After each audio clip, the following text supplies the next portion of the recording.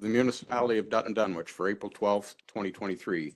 We have a big agenda, so my goal will be to keep us on time, and we have some special guests with us as well this evening.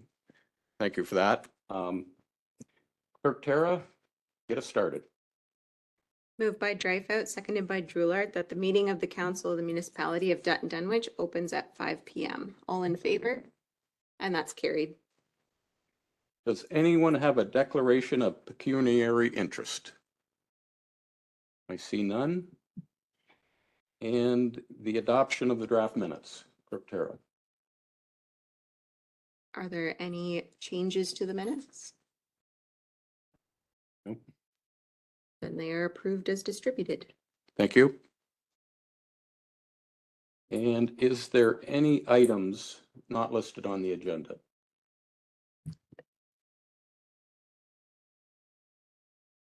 Clerk Tara? None. Thank you. The next item, we have the County of Elgin update. Warden Ketchabaugh and Julie Gagnon, our CAO. They're going to give us their State of the Union address. Welcome and come on up.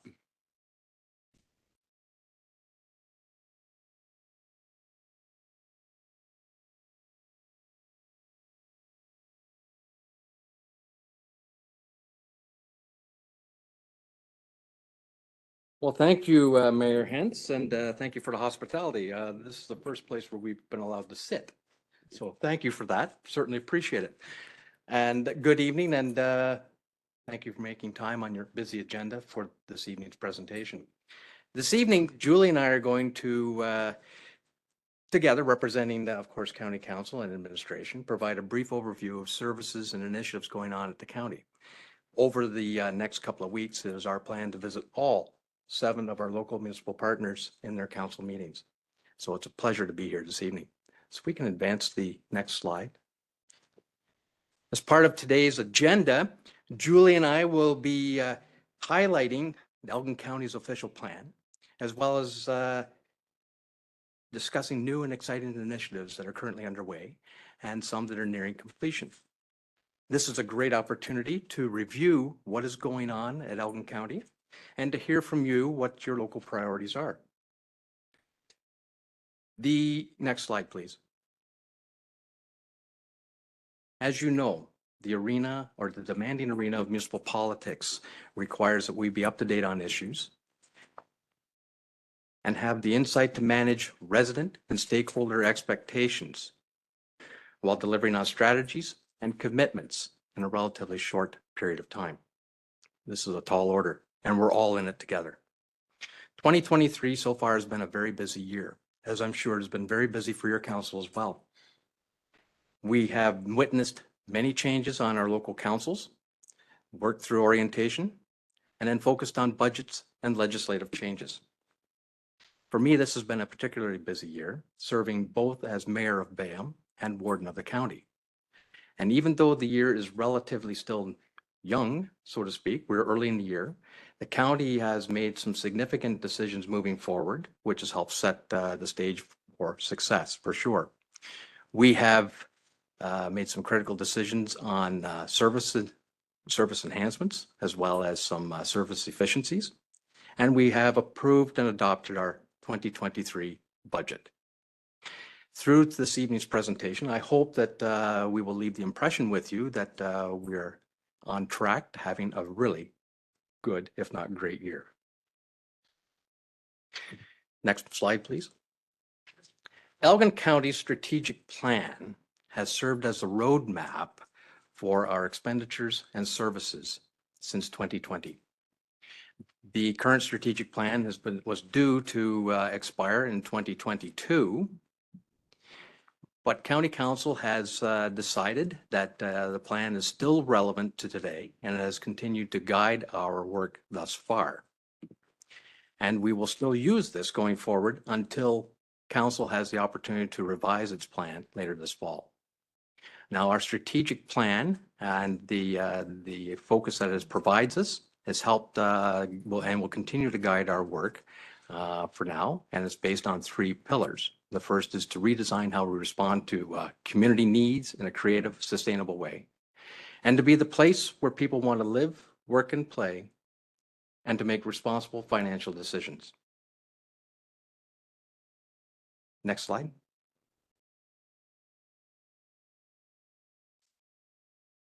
So what's new and exciting? I can tell you it has been quite difficult to come up with a brief presentation for this evening. There's a lot of activity going on at the county, so we will try to capture the highlights.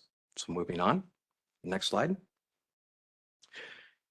As warden, it is my privilege to represent Elgin County at the Western Ontario Wardens Caucus. The Western Ontario Wardens Caucus is a not-for-profit organization representing 15 upper and single-tier municipalities across southwestern Ontario with a residence base of slightly more than 3 million residents. The Western Ontario Wardens' aim is to increase or enhance the prosperity of and the welfare of rural and small urban communities within our communities, obviously. The Western Ontario Wardens achieves its goals through advocacy, and we focus on mainly issues of infrastructure, transportation, long-term care, broadband, and economic development. The Western Ontario Wardens CAOs groups meets every month, and the wardens meet every 6 weeks. Next slide. Elgin County is also a member of the South Central Ontario Region Economic Development Corporation, or otherwise known as SCORE. SCORE is a collaboration of the 5 former tobacco growing regions in southwestern Ontario, namely Middlesex, Oxford, Brant, Norfolk, and Elgin counties. SCORE's role is essentially seen as being somewhat complementary to the Western Ontario Wardens, and its focuses mainly on 3 primary areas. That's infrastructure development, supporting economic development, human capital, and sector development, which focuses mainly on agriculture. Next slide. The Elgin St. Thomas Health Recruitment Partnership is an initiative that the County Council is very pleased to support. And this is an initiative or a partnership, shall I say, in response to the growing demand for local primary care physicians in our communities. And I'm going to draw your attention to a couple of statistics that's on that screen. First of all, it's been estimated that there are at least 1 million Ontario residents that do not have a family doctor. And in our communities alone, 10,000 residents don't have a primary care physician. It's sobering. So in response, the council, the county and the city of St. Thomas are very proud to support this initiative with an investment of $71,790, which will be used to provide incentives, scholarships, and hire a physician or recruiter whose goal is to help new physicians into our community and help them adjust. Since the initiative began in 2008 between the county and city, well over $1,123,000, and I believe it's $280 has been expended on this initiative, which has resulted in 36 primary care physicians and 1 nurse practitioner throughout our communities. Next slide.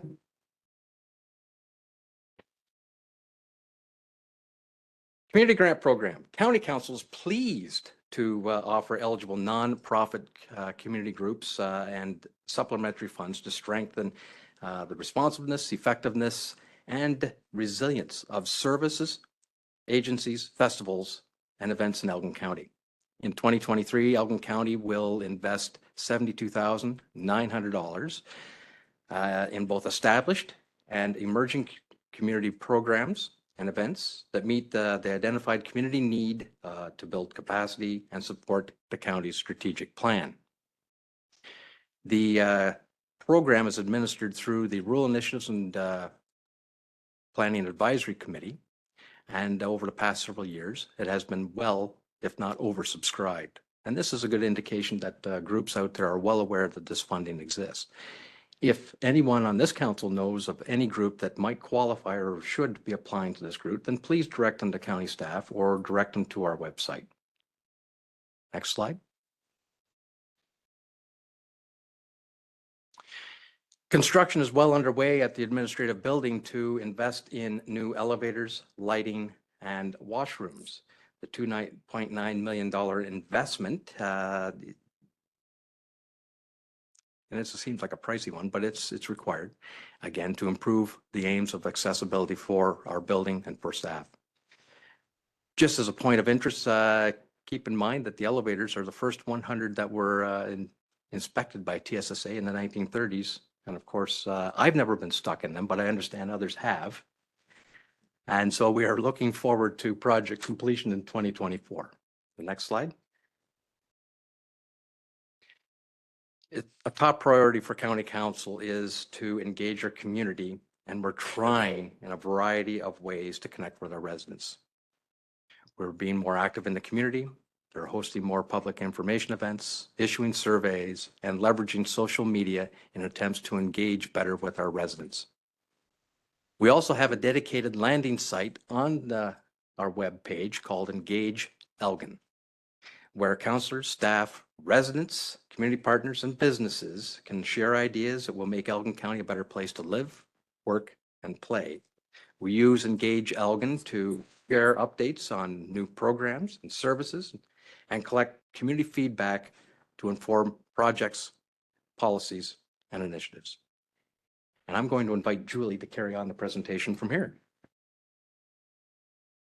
To members of council, thank you for having us. I'll try to capture very quickly some new and exciting initiatives, and we'll kick things off with the first ever transportation master plan for Elgin County.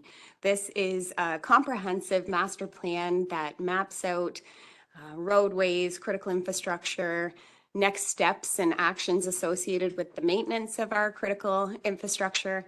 It considers multimodal transportation, and will even have a component that considers different options associated with public transit, recognizing that a one-size-fits-all solution doesn't work for a rural community like ours.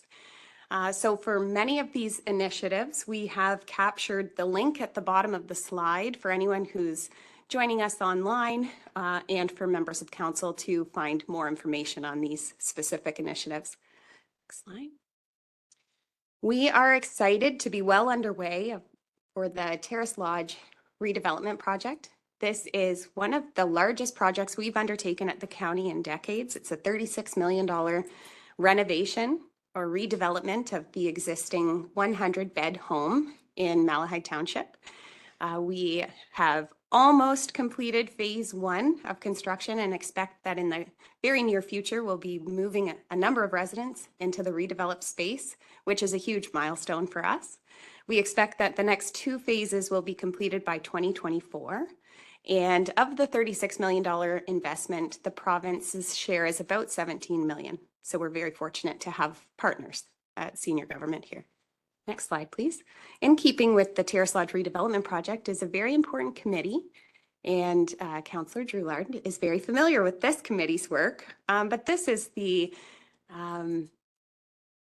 Comforts of Home. Comforts of Home is the campaign of the fundraising committee. Their fundraising goal is $675,000, and they are almost halfway there. 50%. Congratulations. So the purpose of this committee's work is to fund enhancements over and above the actual cost of construction to bring Comforts of Home into the residents' living spaces, to bring comfort to the residents and their families who are coming to visit. So if anyone's interested in donating, there's a link at the bottom there. And thank you, Councillor, for your great work on this committee. Next slide, please. We are happy to be nearing completion of the official plan review. This has been quite a lengthy process that began as a 5-year review and turned into more of a comprehensive overhaul of our official plan. The draft is now available for public review and comment, and we'd like to solicit as much feedback on that draft plan as possible. It is the culmination of over 2 years of work and extensive research, lots of great background documents available on the Engage Elgin website. And it is built around 10 strategic directions that will help guide decision makers in their policy development. And that's including matters related to housing, economic development, and our agricultural and natural resource management initiatives. Next slide, please. One of those key backgrounder documents that informed the official plan is discussion paper 3 on our website, but it is population, housing, employment forecasts, and associated land needs analysis. And this takes us out with 30-year projections and is an incredibly useful document across the county for local municipal partners as well, with lots of really great data. We engaged Hempson Group to undertake this work. So if you haven't had a chance to check out this background document, I'd like to draw your attention to that. Next slide, please. Our libraries are not only surviving post-COVID, but they are thriving. We have had a very successful pilot project wherein we eliminated fines on children's materials to help reduce barriers to access.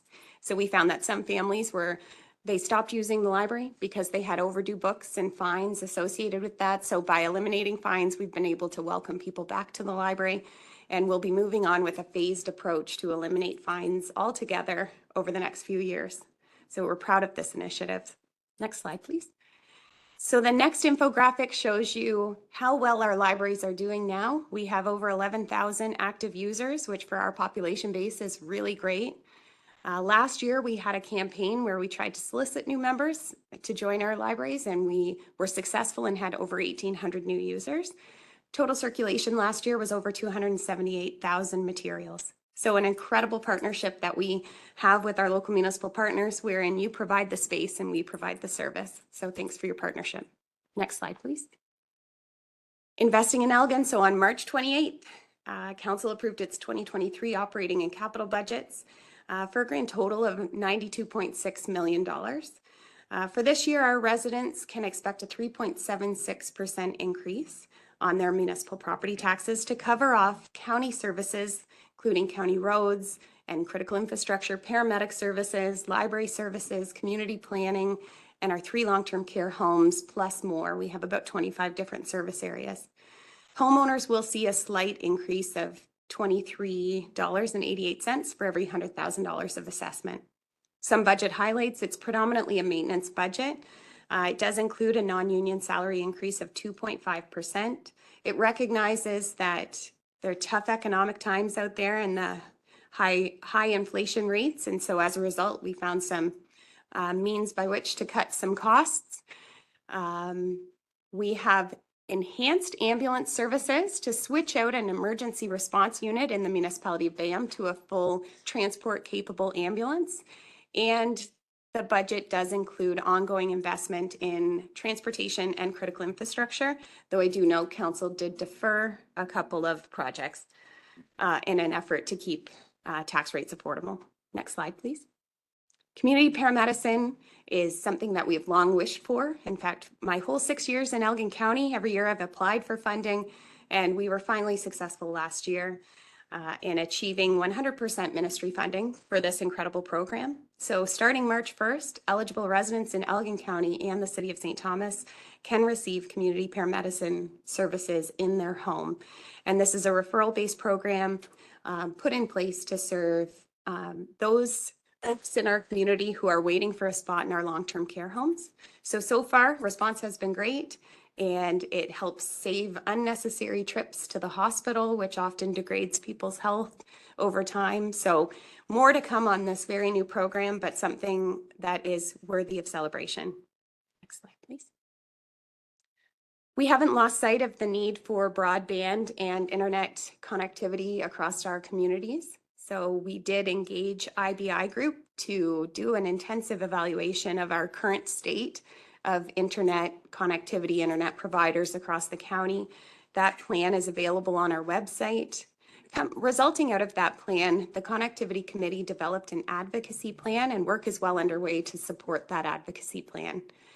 We have also partnered with SWIFT, which is the Southwestern Integrated Fiber Technology Incorporated. It came out of the Western Ontario Wardens Caucus.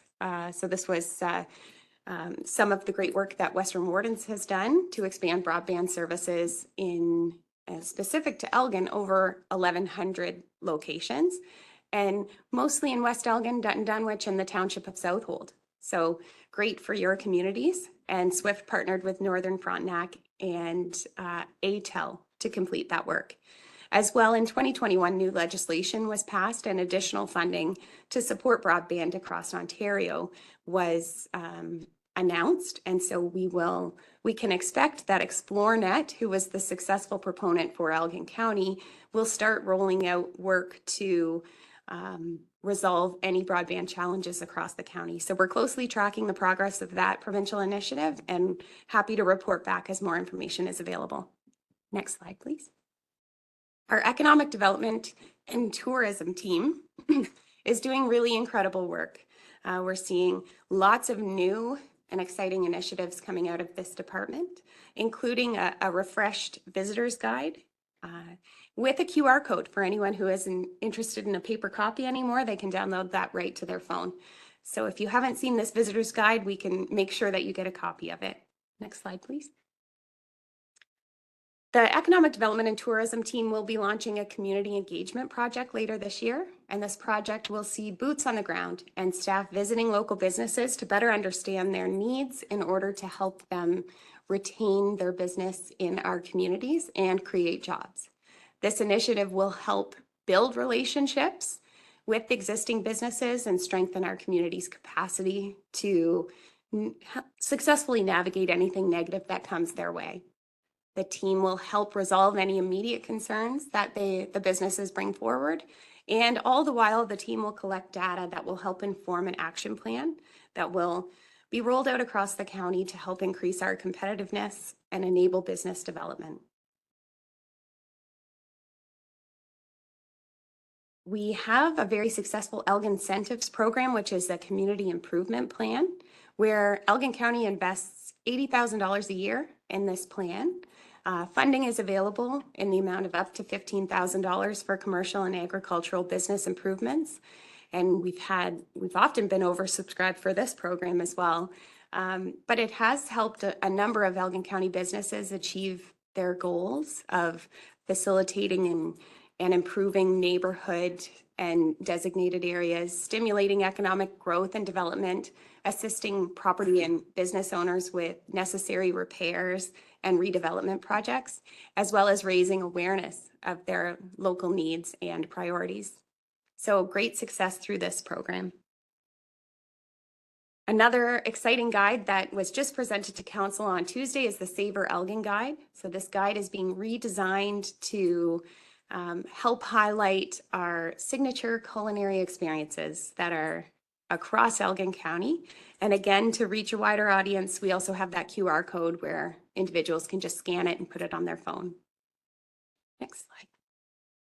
In 2022, Elgin County Tourism and EcDev launched a Welcome Home campaign, which featured residents who had great pride in where they live in Elgin County. And that helped to support, attract future residents, visitors, and investors to our community. A huge number of clicks on social media, the most we've seen yet. So those videos, if you haven't seen them, are worth watching. The next phase of this campaign includes furnishing a home in the town of Elmer with all locally sourced furnishings, decor, and art to help showcase and encourage individuals to buy local, and also that this is a great place to live, work, and play. We were thrilled to work with the Township of Southold as it supported broccolini in the development of the former Ford assembly plant in Talbotville. Amazon and the 2 million square foot facility is slated to be among the top 6 highly automated plants Amazon operates across the world. And it's great that it's located in Elgin County. It's anticipated to need about 1,500 workers, and we're back and forth with the township staff and Amazon to help work collaboratively on a go-forward basis as well. Centennial and Elm, if you're ever in central Elgin out that way, you'd know that this was a strange intersection that over the years we've received a number of complaints about. So construction is well underway now to improve this intersection with a roundabout. This is a $1.78 million project, and there's lots of detours around, but a great investment in our transportation network for this year. Elgin Middlesex Regional Fire School has been incredibly successful, and we'd like to thank your fire chief and your staff team for their support. When Gravenhurst Training Facility closed 2 years ago, this was an ideal opportunity for Elgin County to apply to be a regional training center, and we were successful in achieving that designation in 2021. Last year, we had great course offerings, great participation. We've expanded all of our course offerings and are seeing even more regional partners reaching out to us to participate in our school. So this is something that Elgin County shouldn't celebrate alone. This is in celebration with our local municipal partners. And my last slide is the age-friendly network. So pre-COVID, there was some work happening to support seniors in our community, which is a booming demographic across Elgin County. So work is now underway to support a renewed and re-engaged age-friendly network for Elgin County, and we're working with the City of St. Thomas on this. We did undertake a senior services study with our local municipal partners in 2022 and hope that this committee can make good use of that plan. And we've had 2 meetings so far, so more to come, and likely opportunities to participate and be engaged in this important initiative. So back to you, Mr. Warden. Thank you. It is ideal if the work that's going on at the county supports what is happening locally. And I think we have a lot to be proud of. We seem to work well together, and I would encourage that continue to be the case. As we wrap up our presentation, Mr. Mayor, I would be interested to hear what are your local priorities for this council, and what can Elgin County do to help support what is your local goals, your local needs, and if we can find ways to collaborate and work together. And finally, just as a concluding remark, I would like to say again, thank you for taking time out of your busy agenda this evening. If you have any questions, we will endeavor to answer them now, or you can reach out to me, personally in the coming weeks. Again, with the local priorities, anything that we can do. We have an open door policy, and we're always interested in new ideas. So with that, I turn it back to you. Warden Ketchabah, and thank you, Julie. And I will open the floor to council for a short while anyway. Any questions or comments from the presentation? I'll just comment. Thank you for the presentation. I appreciate the insight to all that's happening at the county level and how it impacts our local municipality.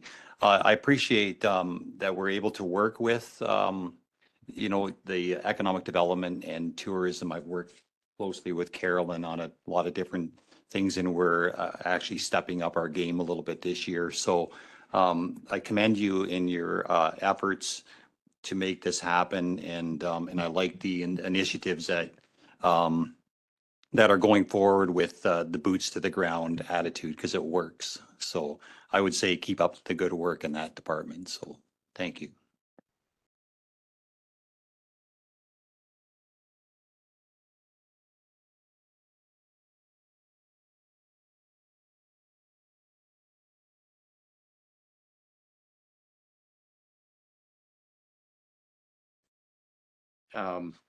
How often you speak. I know you meet, and it's a tremendous benefit to our staff. I think in municipalities, small municipalities, we all struggle. There's more to do than you can get done in a day, and our staff feels that. So just knowing that the support is there is terrific. So thank you. I hope this becomes a regular occasion, because we like to hear what's going on at Elgin County, and this also affords us a chance to reach out to more of our citizens as well. And I'm told we are going to be going live here soon.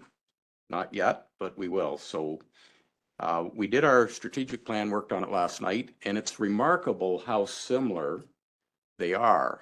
And some of the headings we have, we could have copied the counties in some regard. So we think the same, we work the same, we're all in this together, and we'll be successful, I'm sure. So thank you very much. Thank you, Mr. Mayor. You're welcome to hang around or whatever your schedule allows. Do you want me to take that up?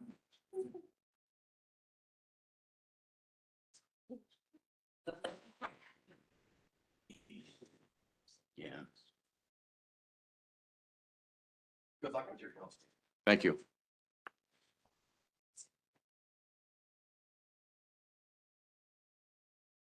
Okay. Next, we have our Elgin Group Police Services Board update with our chair, Dave Jenkins, and Inspector Mark Lucas. Come on up, Dave. You're on the agenda, so you have to do this. Thank you, Mr. Mayor. Anytime. Worship. We've known each other too long. Anyway, thank you for taking the time to update this council on what the OPP and police service is doing for us. So do you require any introductions? We can go around the table. Inspector Lucas, let's do that just for their benefit. Did more work. Good evening. I think we've met before. I'm Marilyn Strulard. I'm the counselor for Ward 2. I'm Corey Pemberton. I'm counselor for Ward 1. Tracy, CO Treasurer. We've met a couple times. Mike Hentz, Mayor. Tara Kretschmer, clerk. Ken Loveland, Deputy Mayor. Henry Dreyfus, Counselor, Ward 2. Floor is yours. Your Worship, Deputy Mayor, members of council, thank you very much for having us here tonight. It's my great pleasure to attend and to present our annual report for 2022 to highlight a lot of the work that's being done at the Elgin County OPP and within all of our municipalities and townships. As we move through the presentation, at the very first slide, our Elgin Group Police Services Board has gone through some transition over the last year. We have a new chair and there's been some changes to our board. And I would like to take the opportunity to thank former chair, former Mayor Sally Martin for her contributions to the board and for the relationship that we shared, working together. As we move through the next slide to our organization, I think it's the next different PowerPoint than what you have on board there.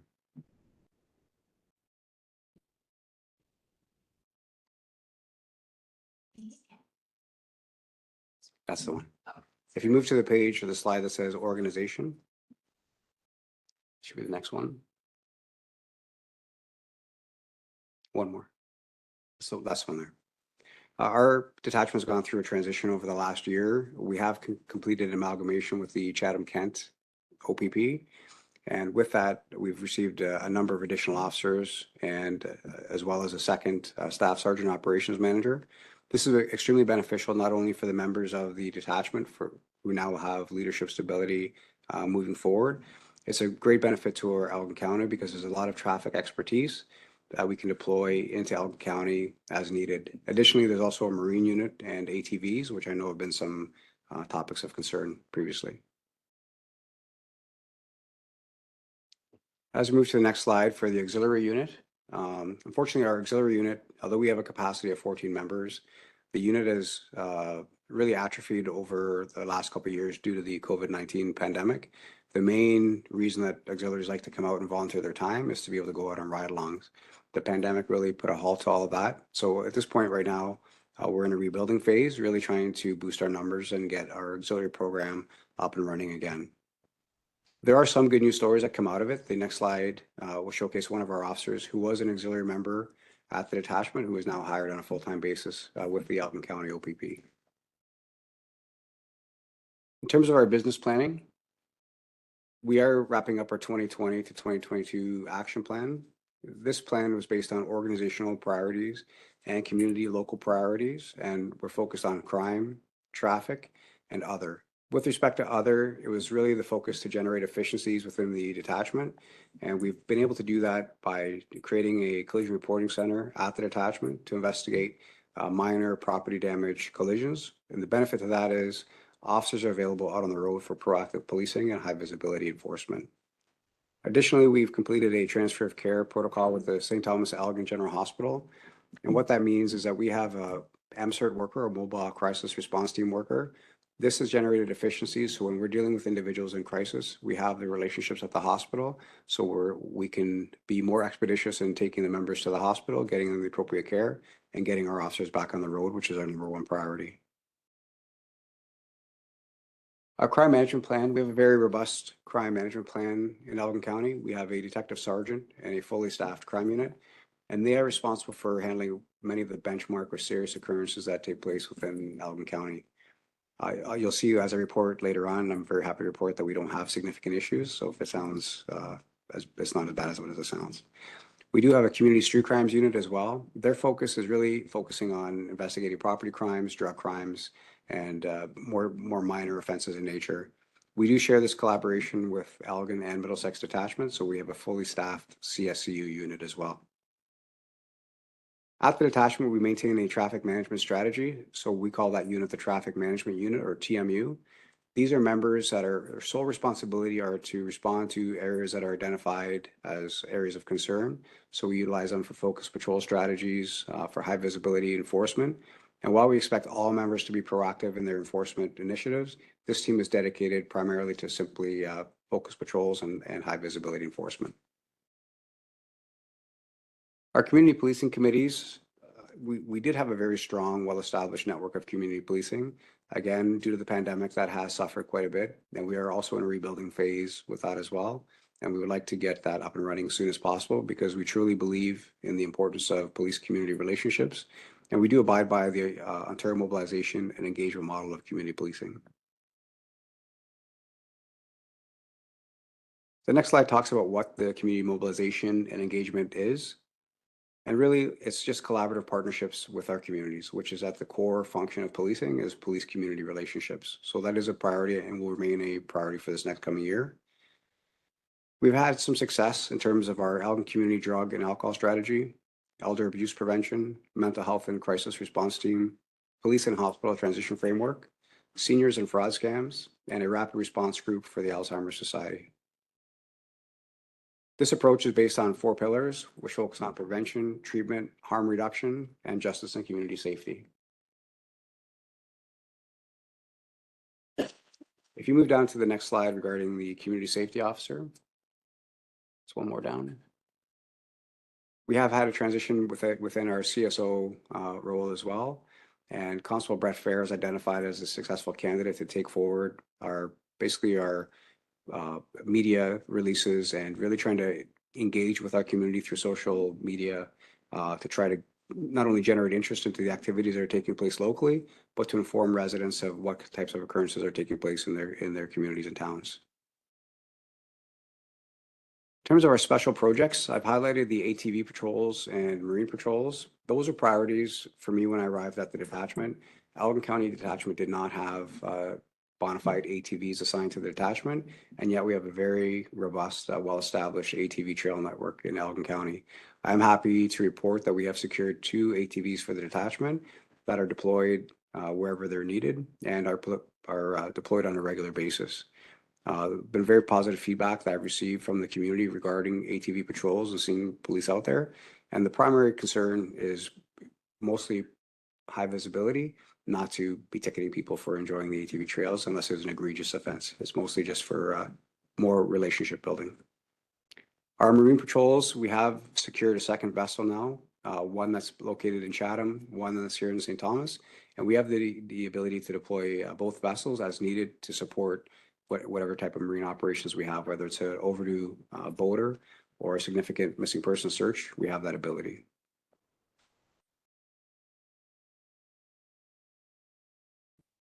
If we move down to our community street crimes unit,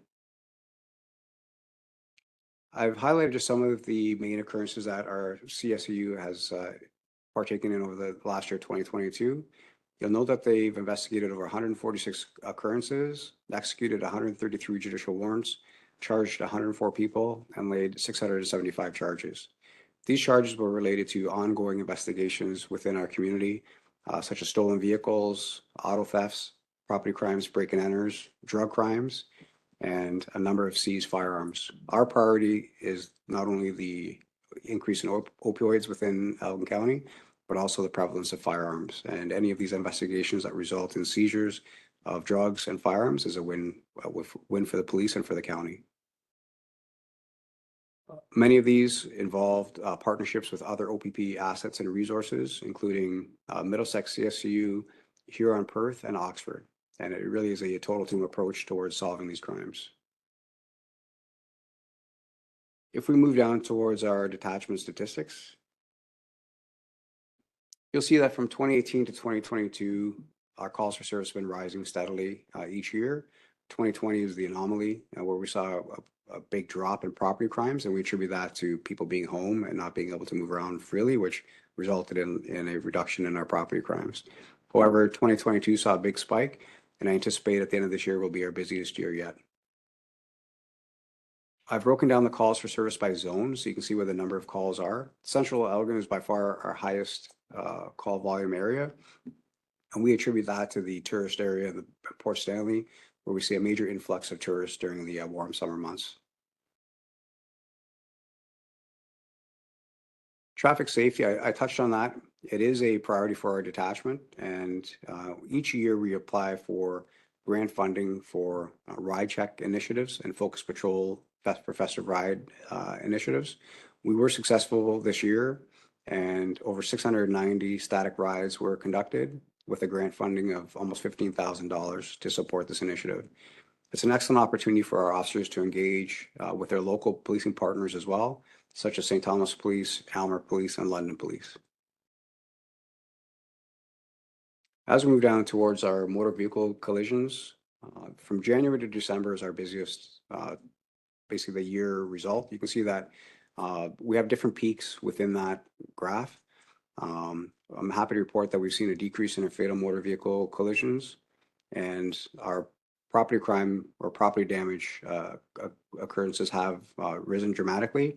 And you'll see through the next slide, when we break it down by type of collision, that unfortunately animal or wildlife remain a high priority and impact a lot of our collisions in the area. And I know I've said this several times, but we are not immune to it. And we've just finally got all of our vehicles back in service that have been damaged or destroyed by animal wildlife strikes. Crime prevention, you'll see our violent crime is very low in Elgin County. I'm very happy to report that. We don't have a lot of the significant issues that are affecting other larger communities. And we like to stay on top of that through proactive enforcement and high visibility. Our property crimes are well within provincial standards and guidelines, and I'm very happy with the numbers that we see there in terms of our percentages and the decrease in crime, and we're well within provincial standards and norms for them. Drug crime has remained relatively unchanged, and if you look through the occurrences, possession and trafficking are our primary culprits, and they are still very low considering our population growth. If we move to the financial reports, I did include our municipal policing costs per property, and just so that people have awareness of what the billing model looks like. And I would like to say that we have seen and created efficiencies within the detachment, but also any lowering of the cost for cost per property is not based on efficiencies simply received at detachment. It's also attributed to a loss of officers within our organization. So while it's good for property owners paying less tax, as an organization, we're really in a rebuilding phase with recruiting and hiring new officers for our communities. As we move through the next slide, our calls for service by day. So we were ahead of the curve with respect to the Auditor General's report that looked at staffing within our organization and on-duty, off-duty times for our officers. Our peak times, you can see, are basically between 8 in the morning and 4 o'clock in the afternoon. As such, we do have noon to midnight shifts and different shifts to coincide with our peak times so that we can reduce overtime costs and have the most officers available during peak times for us. Our criminal records checks have moved to an online platform as of June 2022. So that's reduced the workload at the detachment for administrative staff. And I'm hoping that the feedback will be that it's more expeditious for the people that are completing their forms, which is good. That's good feedback. And I'd just like to conclude again, I'll just touch on the ride grant and see some of the photos that you can see there. It's very important that we keep and continue to receive those grants to help support those local initiatives, with every dollar received going back into the community through these ride checks and partnerships. And I have included just some photos of some of the community events that we've attended over the years. They were significant for us and for our detachment. And subject to any questions, those would be my conclusion of my report. Thank you for that. And council, any comments or questions? Thank you. We're letting you off easy. I'm welcome. And if you don't want to ask them tonight, I'm always available at the detachment by email or phone call to discuss any focus, any local issues. I'm hoping feedback will be that you've seen an increase in the number of officers in Dutton with focus patrols. And as the weather gets warmer, I anticipate you'll see much more foot patrols of the area, which has really been the push from me and from the command staff, and really trying to utilize our detachment by having cruisers there and people in and out of there, just to breathe life into the community and to try to keep that building as long as we possibly can. Well, thank you for that. And I'd like to recognize other members of the Police Service Board, Trudy Canellis, the Vice Chair, and our representative from the western part of Elgin County, Ida McCollum, and for all the good work they do. Inspector Lucas, we got to know you just recently, and it has been very positive, and you've been very responsive to Dutton Dunwich. So, and I thank you for that. We just start building a working relationship and life changes. Yeah. But anyway, we wish you well in future ventures, and thank you for what you've done for Dutton Dunwich. Thank you very much. And it's been my great pleasure to serve here. And I still live in Elgin County, so hopefully you'll still see me at events where you invite me. I still like to attend. So thank you very much. You're welcome anytime. Thank you. Did you wish to speak, Chairman I Dave? was going to, sir, if that would be okay. You but- go right ahead. All right. Good evening, Mayor Hentz, Deputy Mayor Loveland, and members of the council of Dutton Dunwich. I'm Dave Jenkins, and I became chair of the Elgin Group Police Services Board on January 30th. And since the mayor has introduced a few of our members, I will continue with that vein in this. The Police Services Board consists of 5 members. And of course, representing West Elgin, Dutton Dunwich, and Southold is, of course, Ida McCollum. Ida has served in the past as vice chair of the board, and she's been on the board for a number of years as your representative. Central Elgin, Malahide, and Bayham have it in their regulations that a member of the Police Services Board must be a counselor. And in that regard, Malahide and Bayham alternate their membership. So we just, for the last few years, 4 years, we've had Dan Frost from Bayham. Our new member from Malahide is Mayor Dominique Giguère, and she will be serving both Malahide and Bayham as their representative. Central Elgin's representative is Mayor Andrew Sloan, and Andrew is just new to the board as well. As well, with the 3 representatives from the townships, there are 2 provincial appointees.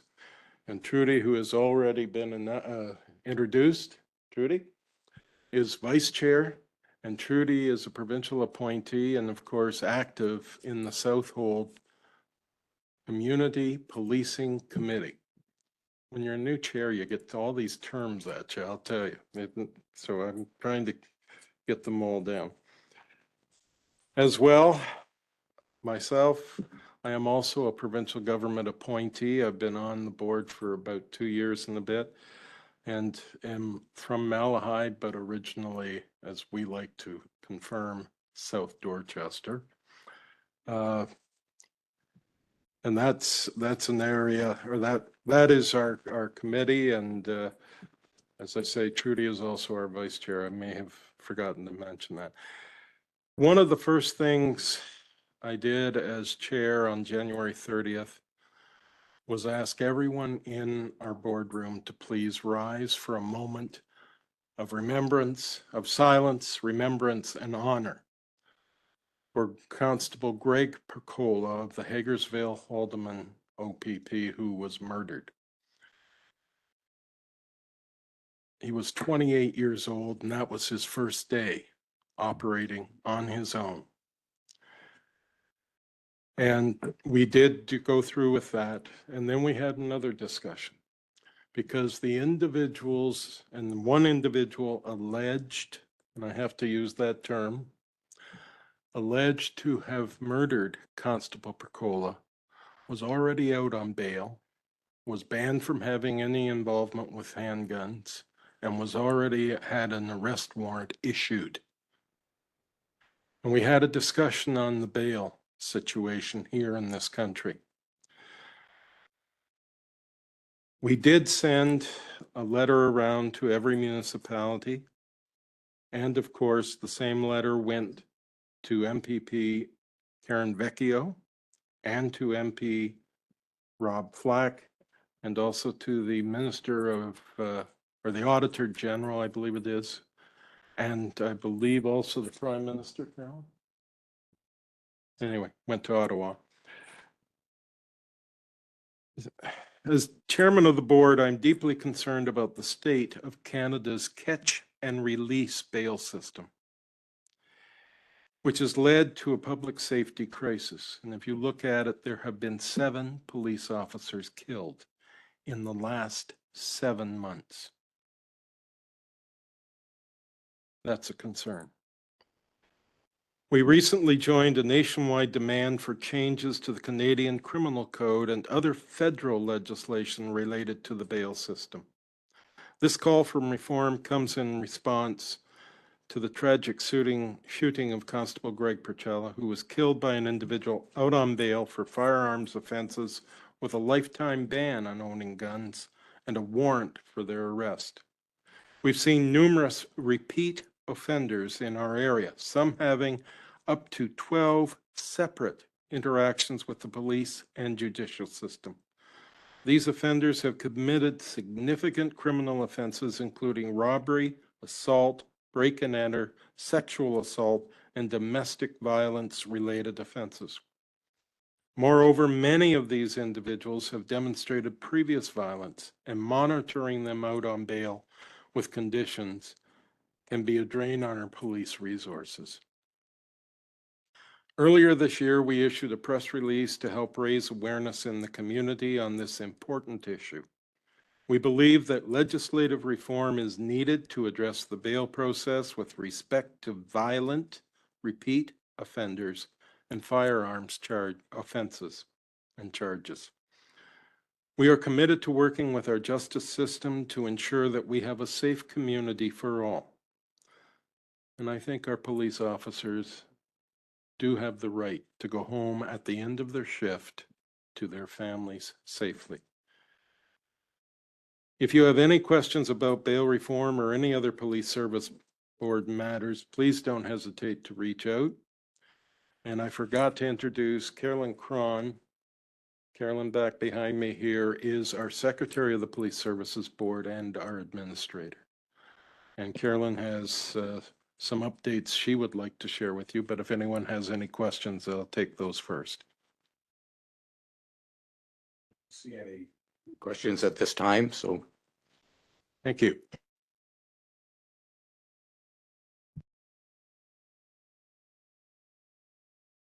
Yep. Okay. Oh, it's on. Perfect. So I will make this very quick. We can go to the next slide. Before I present the update on the Community Safety and Policing Act, I would like to provide some background. So policing in Ontario is currently governed by the Police Services Act and its regulations. Under the PSA, Police Services Boards oversee how policing is provided in the local community. The Police Services Board works with local citizens and organizations to ensure their communities receive the policing they need. So in March 2019, the province passed the Comprehensive Ontario Police Services Act and established the Community Safety and Policing Act, which once in force will repeal the Police Services Act. So we can move to the next slide. And the Community Safety and Policing Act seeks to provide municipalities receiving OPP policing with greater civilian governance of police by having the opportunity to present their local perspectives, needs, and priorities. It is anticipated that this will increase the responsiveness and transparency of the OPP policing in these communities. So under the new act, all Section 10 OPP agreements will be terminated and Section 10 OPP boards will be dissolved. So this current board will be dissolved when the new act comes into force.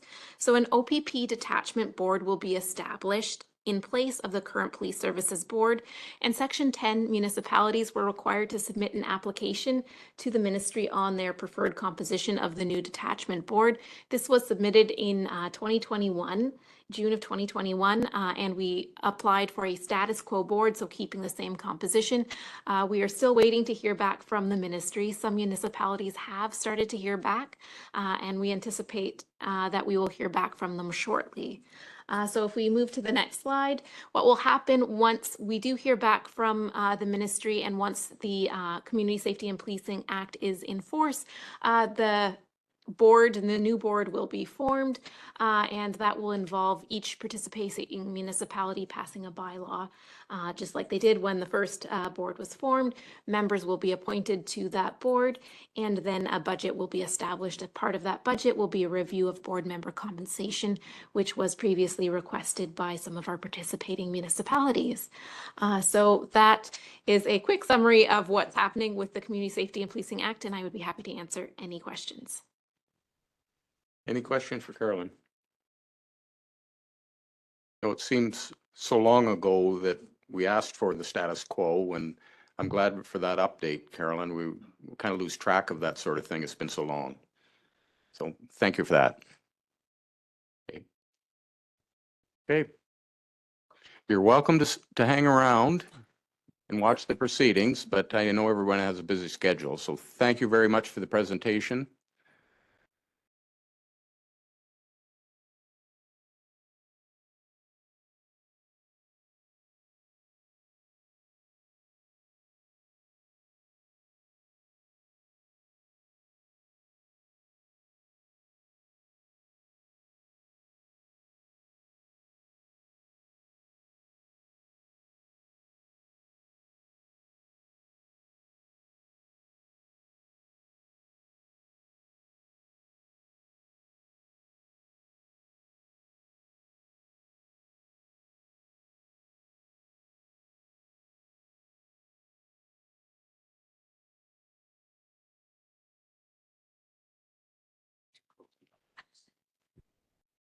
Okay.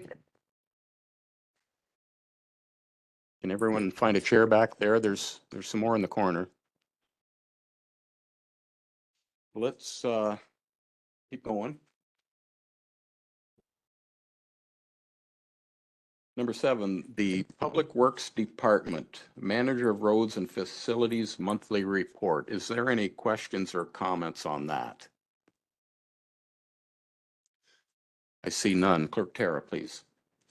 Moved by Drouillard, seconded by Pemberton, that the Council of the Municipality of Dutton Dunwich receives the report of the Manager of Roads and Facilities titled Monthly Activity Report, March 2023, dated April 12th, 2023 for information. All in favor? And that's carried. Number 8, the Water Department, Water Operations Manager Monthly Report. Is there any questions of council on that issue? Seeing none, Clerk Tara. Moved by Pemberton, seconded by Loveland, that the Council of the Municipality of Dutton Dunwich receives the report of the Water Operations Manager titled Monthly Activity Report, March 2023, dated April 12th, 2023 for information. All in favor? And that's carried. Thank you. Wastewater Operator Monthly Report. Does council have any questions or comments? Just want to comment that I did have the opportunity to have a tour with Archie this week, and it was very interesting to see our facilities. So and also the capacity levels were extremely high. So I just wanted to bring that to our attention again. So I think everybody looks for that number every month, and you can tell what the weather was based on our reports. Clerk Tara, please.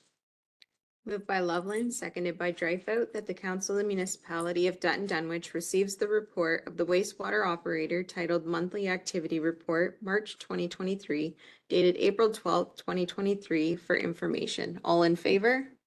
And that's carried. Thank you. Number 10, the Building Department, Monthly Building Activity Report. Does council have any questions? Seeing none, Clerk Tara. Moved by Dreyfus, seconded by Pemberton, that the Council of the Municipality of Dutton Dunwich receives the report of the Chief Building Official titled Building Activity Report, March 2023, dated April 12th, 2023, for information. All in favor? And that's carried. Thank you. And number 11, Fire Department, the Fire Chief Monthly Report. Any questions or comments? Seeing none, Clerk Tara. Moved by Pemberton, seconded by Drouillard, that the Council of the Municipality of Dutton Dunwich receives the report of the Fire Chief titled Monthly Activity Report, March 2023, dated April 12th, 2023, for information. All in favor? And that's carried. Thank you. And we're on to drainage. 12A, the Drainage Superintendent Monthly Report. Everyone had a chance to look at that, or is there any questions? Seeing none, Clerk Tara. Moved by Drouillard, seconded by Loveland, that the Council of the Municipality of Dutton Dunwich receives the report of the Drainage Superintendent titled Monthly Activity Report for March 2023, dated April 12th, 2023, for information. All in favor? And that's carried. Thank you.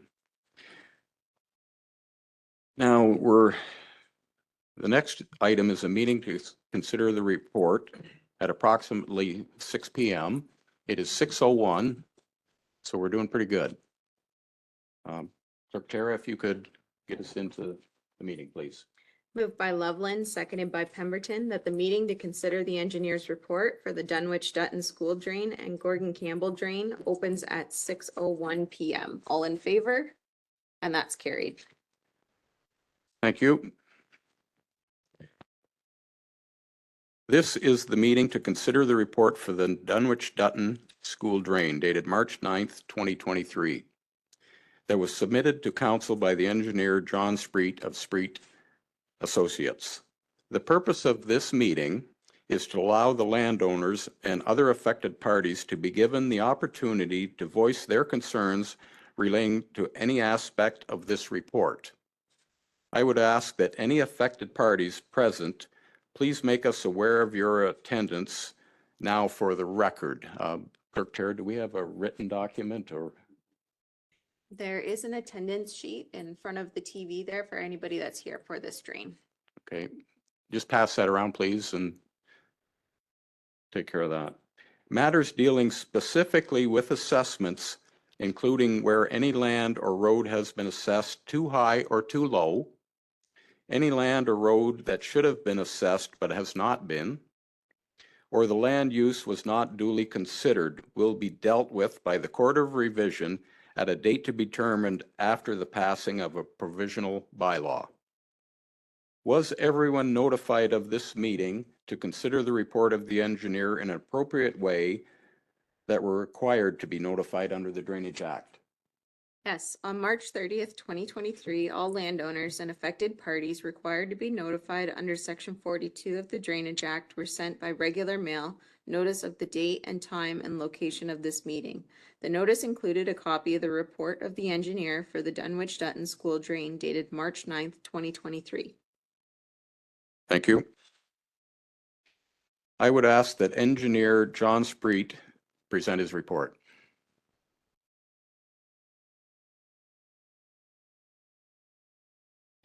Thank you, Your Worship. Tonight's meeting is the consideration of the Dunwich Dutton School Drain.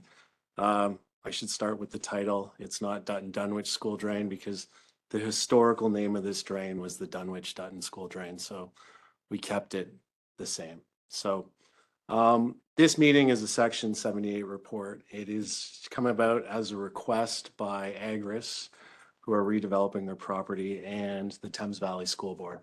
So the existing drain was constructed in 1965, and that drain is undersized for the watershed area that we have today. So there was a request by the two individuals, two corporations, to improve the drain. So what we're intending to do is to start with a new drain, a new 450 millimeter diameter drain, starting at the Bennett drain, the open ditch, just at Pioneer Line, run through the McDonald lands, through the municipality of Dutton Dunwich lands, the Buttermilk Bog, through the Agris lands, and then to through the school lands, and then into the road allowance. The total cost of the proposed works is $193,800. That's my presentation. Thank you, Mr. Spreet. Does council have any questions?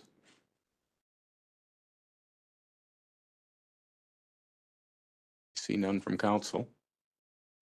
Now I would ask any landowners or affected parties have any questions or concerns, and just identify yourself if you wish to speak.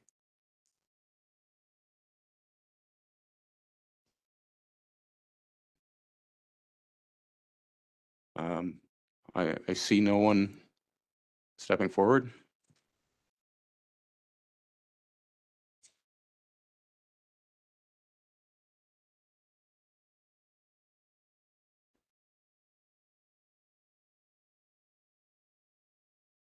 For the resolution. Okay. So I will ask for a mover and a seconder of resolution to provisionally adopt bylaw 2023-10 during this meeting. Clerk Tara? Moved by Pemberton, seconded by Drouillard, that the council of the municipality of Dutton Dunwich will provisionally adopt bylaw 2023, and it should be 28 during this meeting. All in favor? And that's carried. Good catch, Brent, typo. The clerk will be mailing a copy of bylaw 2028-28 provisionally passed tonight to all landowners and affected parties as required by Section 46 of the Drainage Act. The Court of Revision for the Dunwich Dutton School Drain will be held on May 10th, 2023 at approximately 5:30 p.m. Any owner of lands assessed for the drainage works may appeal to the Court of Revision on any of the following grounds.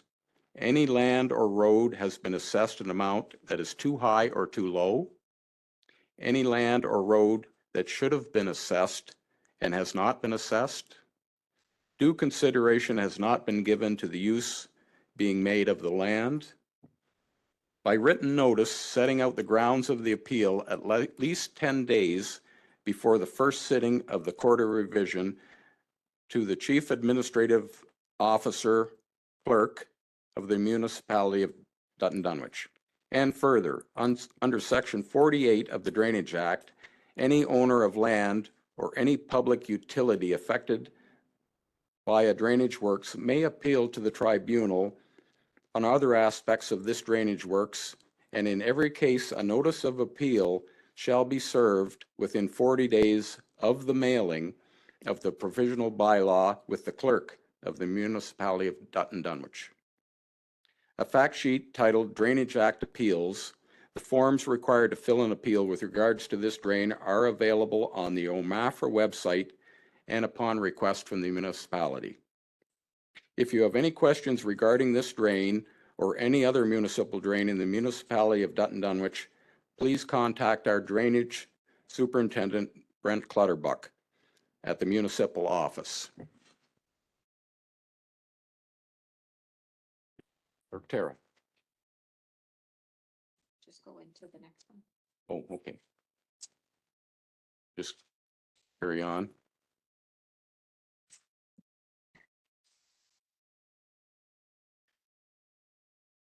This is the meeting to consider the report for the Gordon Campbell drain dated February 27, 2023 that was submitted to council by the engineer John Spreet of Spreet Associates.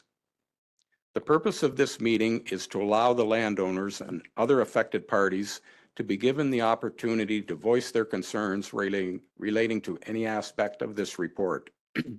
I would ask that any affected parties present, please make us aware of your attendance now for the record. The sheet that was handed around, please sign. Matters dealing specifically with assessments, including where any land or road has been assessed too high or too low, any land or road that should have been assessed but has not been, or the land use was not duly considered, will be dealt with by the Court of Revision at a date to be determined after the passing of the provisional bylaw.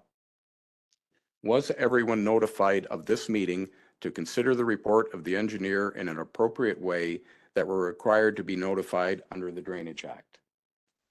Yes, on March 10th, 2023, all landowners and affected parties required to be notified under Section 42 of the Drainage Act were sent by regular mail notice of the date and time and location of this meeting. The notice included a copy of the report of the engineer for the Gordon Campbell drain dated February 27th, 2023. Thank you. I would ask that the engineer, John Spreet, present his report. Thank you, Your Worship.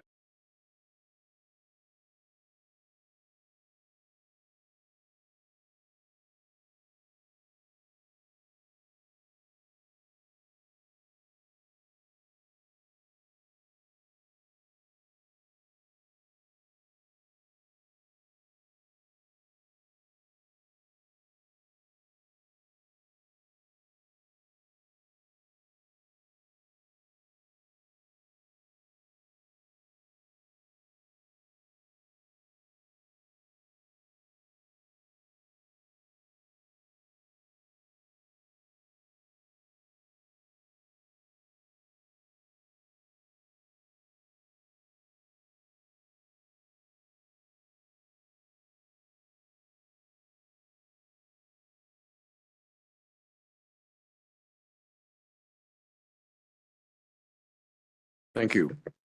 Any questions from council? Is everybody's happy with the report? Do any landowners or affected parties have any questions or concerns? You see none?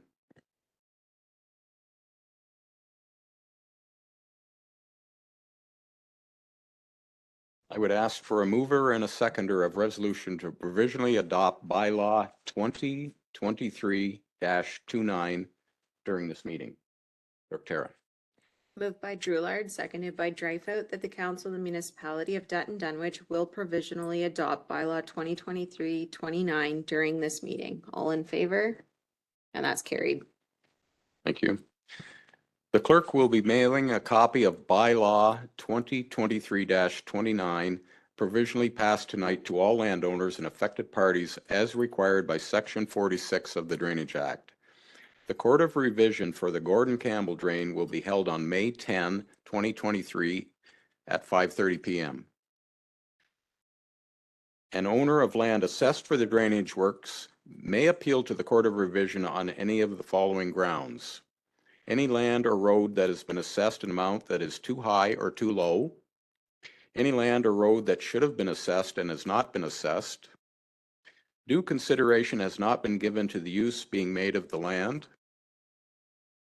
By written notice, setting out the grounds of the appeal at least 10 days before the first sitting of the Court of Revision to the Chief Administrative Officer or Clerk of the Municipality of Dutton Dunwich. And further, under Section 48 of the Drainage Act, any owner of land or any public utility affected by a drainage works may appeal to the tribunal on other aspects of this drainage works, and in every case, a notice of appeal shall be served within 40 days of the mailing of the provisional bylaw with the clerk of the Municipality of Dutton Dunwich. A fact sheet titled Drainage Act Appeals. The forms required to file an appeal with regards to this drain are available on the OMAFRA website and upon request at the municipal office. If you have any questions regarding this drain or any other municipal drain in the Municipality of Dutton Dunwich, please contact our Drainage Superintendent, Brent Clutterbuck, at the municipal office.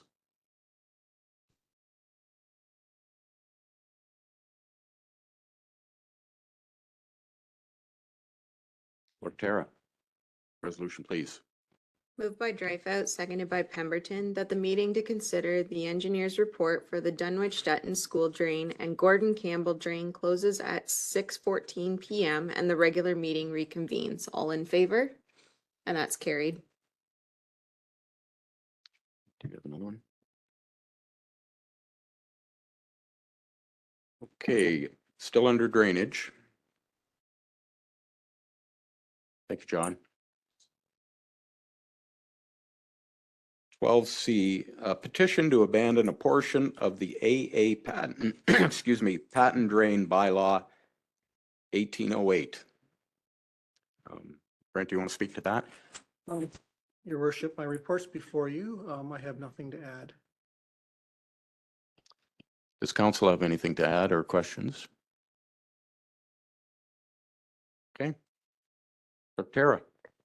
Moved by Pemberton, seconded by Loveland, that the council of the municipality of Dutton Dunwich receives the report of the drainage superintendent titled Petition to Abandon a Portion of the AA Patent Drain Bylaw 1808, dated April 12th, 2023 for information, and that council pass a bylaw under section 85.5 of the Drainage Act to abandon the portion of the AA Patent Drain Bylaw 1808 within the lands owned by Lawrence Marintet, identified as concession to northeast quarter of lot 14 on the plan and profile in the report. All in favor? And that's carried. Still under drainage. D, application for tile loan for Meritat. You want to speak to that, Brent? Yes, your worship. Tile loan interest rate is 6%. So we're going to be seeing more of these coming in. We've got another one going to be at the next council meeting. It's very favorable and simple to process. The section of drain that we just abandoned was part of this project before us, and they hope to get started and on the work and be done before they plant crop this year. Thank you. Any questions? I don't think I've had one in my 8 years on council because we've had ultra low interest rates. I've processed probably 4 or 5 in 15 years, Yeah. The world has changed. Thank you for that. and that's Clerk Southwold Tara. and Dutton together. Resolution, please. Moved by Loveland, seconded by Drewlard, that the tile drain loan application for concession to northeast quarter lot 15, roll 3429-000-005-025-000000 be approved subject to the terms and conditions of the tile loan program and the availability of funds from the province of Ontario, and that a $200 inspection fee apply. And further, that the applicants are required to notify the drainage inspector 48 hours before construction is to begin. All in favor? And that's carried. Thank you. And still under drainage, E, a request for repair to drainage works for Barfoot's. You want to speak to that, Brent? Yes, this is a old drain. Actually 2 drains are here. One is for an old drain I have to meet Aquatone because the old drain, the new drain was put in 1970. The old one was abandoned. It's the abandoned. So I can't. There'll be a request coming from them to actually improve that drain that they want, that I can't. Okay, thank you. Council, anything? Clerk Tara. Moved by Drewlard, seconded by Dreyfus, that council puts the drain maintenance requests into the hands of the drainage superintendent. All in favor? And that's carried. Thank you.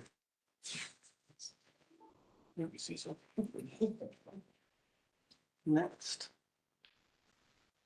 Thanks, Brad. And I'm just gonna, I leave these here. where is,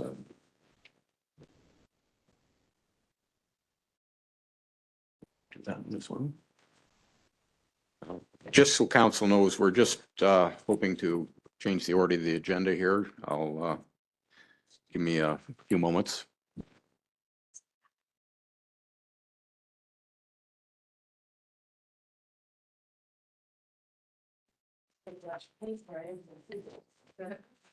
It's, It's more interesting when you have the information in front of you. That's true. with council's approval, in order to not keep Leslie all night, can we move her, she's here for the item 21, new business, and it's a grass cutting quotes for 3 active and 3 inactive cemeteries. If we could deal with that at this time, without objection. Leslie, I know you were going to speak to this issue, so come on up.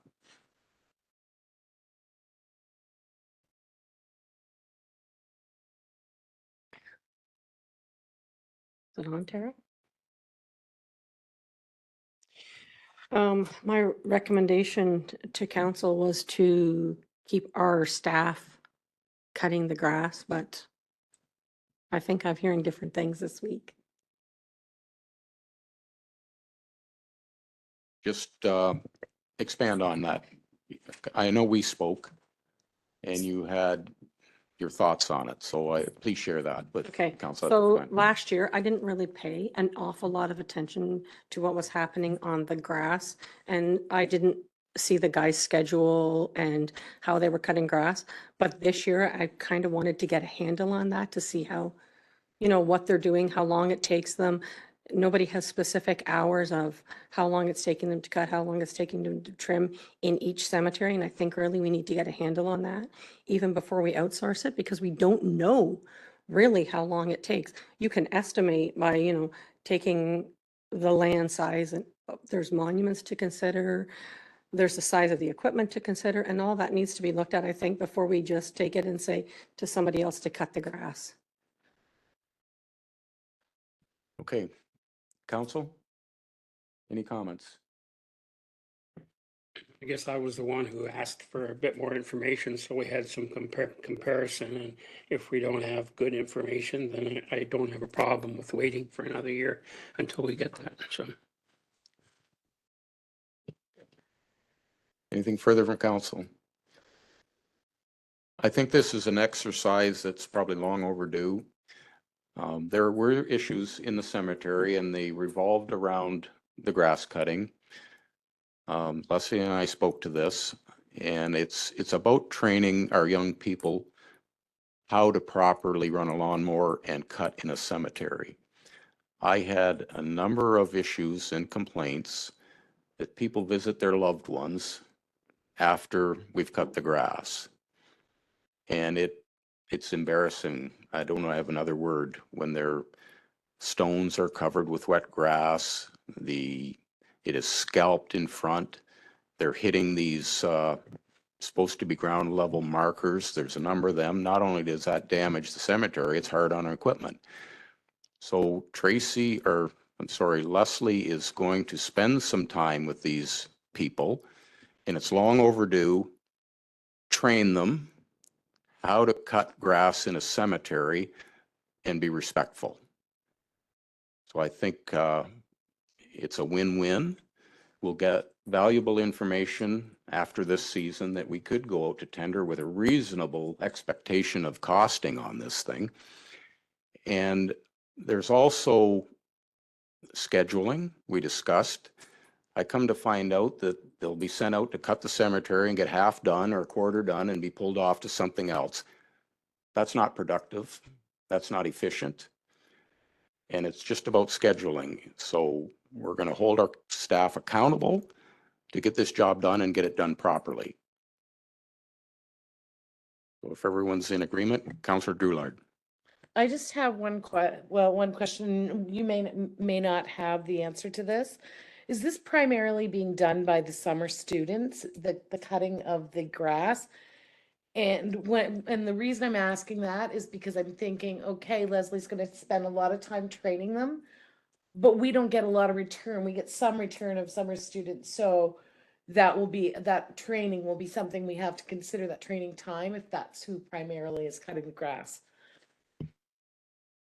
Through you, Mr. Mayor. That's a good question, and I had a really good talk with Murray and Ryan this afternoon, and I think historically they do send the students out. And I've asked Murray to talk to Dan and Gerald, and I want one of them out there with a student, and that frees up the other one with a student to be doing something else. And that way, one of them is being trained properly and knows how Leslie wants it done, so. That was my husband's favorite summer job, was cutting the grass in the cemeteries.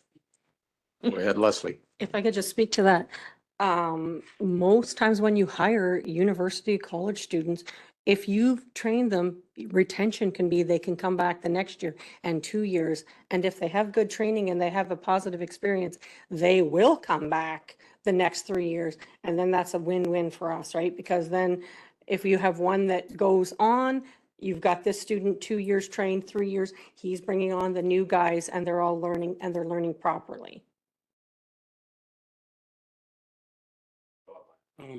Just a thought here. We have a couple of small parks out there, one on Highway 3 that's a long ways away from everything. And I think there's one back at Cowell as well. I think we should be keeping very good track on what kind of time we spend on those, because they're not big, but time you truck a lawnmower around, it adds up too, and it might be something else in the future. We could look at hiring out Iona as well, so. Is sorry, through you, Mr. Mayor, is that, those little parks out there, that's something we can take advantage of, this reforestation that people are trying to do with all the wildflowers, and to even avoid even cutting? If it's just a park, I'm just some ideas also. Or if we could, like the picnic area on Talbot Line is pretty hard to do that. I think the old United Church lot in Cowell, there's a gazebo there now, and I think we do cut that. I don't know if we can do that, and same with Iona. So yeah, might be room to put some of that in there and cut it down, but I think if we had a good handle on what those really cost, we can make a decision next year. What's the best way to handle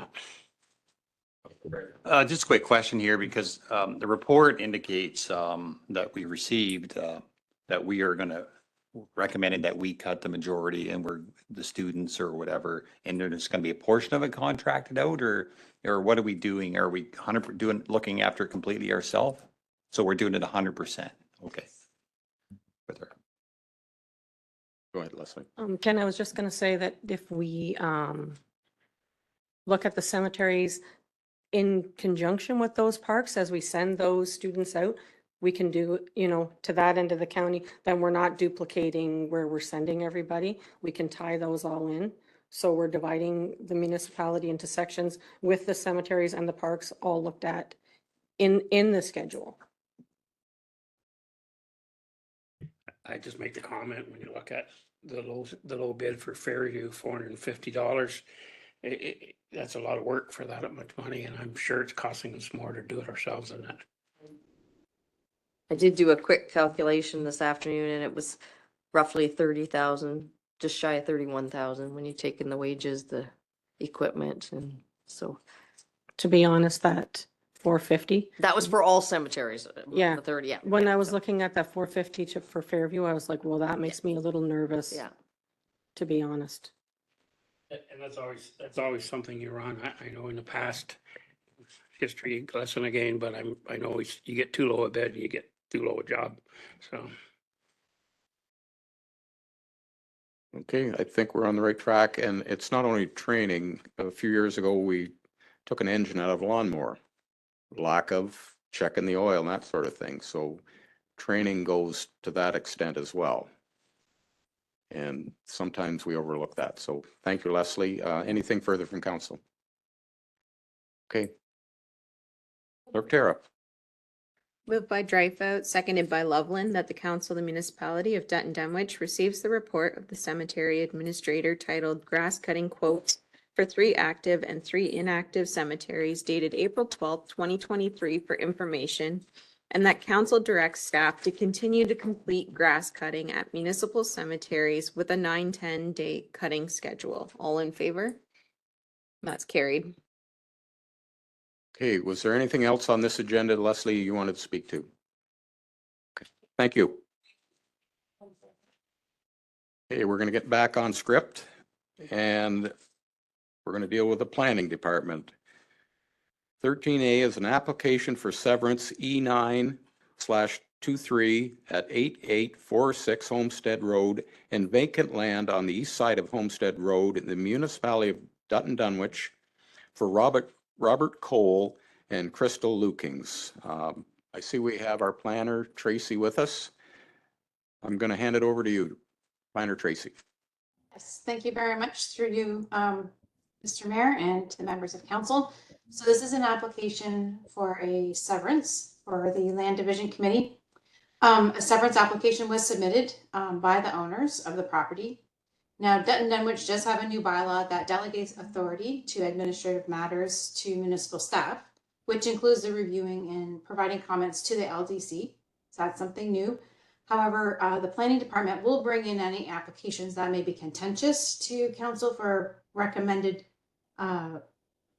conditions to the land division. And in this case, a councillor requested that the application be brought to council.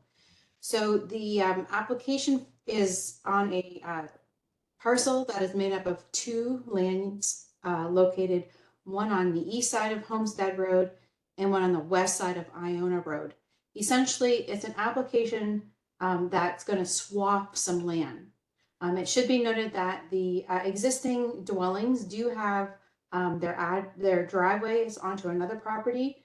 So this application does rectify the residents, and one of their buildings is split in half on the existing property line. So the proposed severed parcel will have an area of 1.4 hectares with frontage along Iona Road, and that parcel is currently vacant. It's proposed to construct a new single detached dwelling on that property, but prior to a building permit being issued, the applicant will be required to confirm servicing and obtain permits from the Lower Thames Conservation Authority. The retained parcel will have an area of 28.1 hectares, and it will be merged with the abutting 2.8 hectare parcel that fronts along Homestead Road. So that new total will be 30.9 hectares.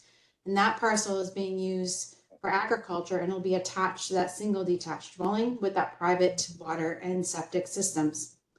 So the lot adjustment does not result in the creation of a new parcel. We start with 2 and we end with 2. There is a planning proposal summary provided in support of the application. The land division application has been circulated to staff. Just 2 items to highlight under the staff comments is that our GIS for 8808 Homestead Road was incorrect, and the building department is asking for just a surveyor to capture that lot because our GIS makes it look like that lot hadn't been created, but we did do a title search and it is on a separate lot. And the water department did confirm that there is no water service for that part 1 on the proposed severed lot. So the new residential lot will need to find some water services, either a well or they'll have to pay for water to come to the lot. So taking a look at the provincial policy statements, it mainly focuses on allowing for technical and legal reasons, just as long as no new residential lot is permitted. And in this case, there is not. And the county official plan reads very similarly. And then the Dutton Dunwich official plan also mentions that there's some criteria, and if there is a lot, that it be shaped not be shaped irregularly, and that in this situation actually improves. The new lot will be rectangular, like kind of an L shape, and then, like I mentioned, the new lot on Homestead will get corrected as well.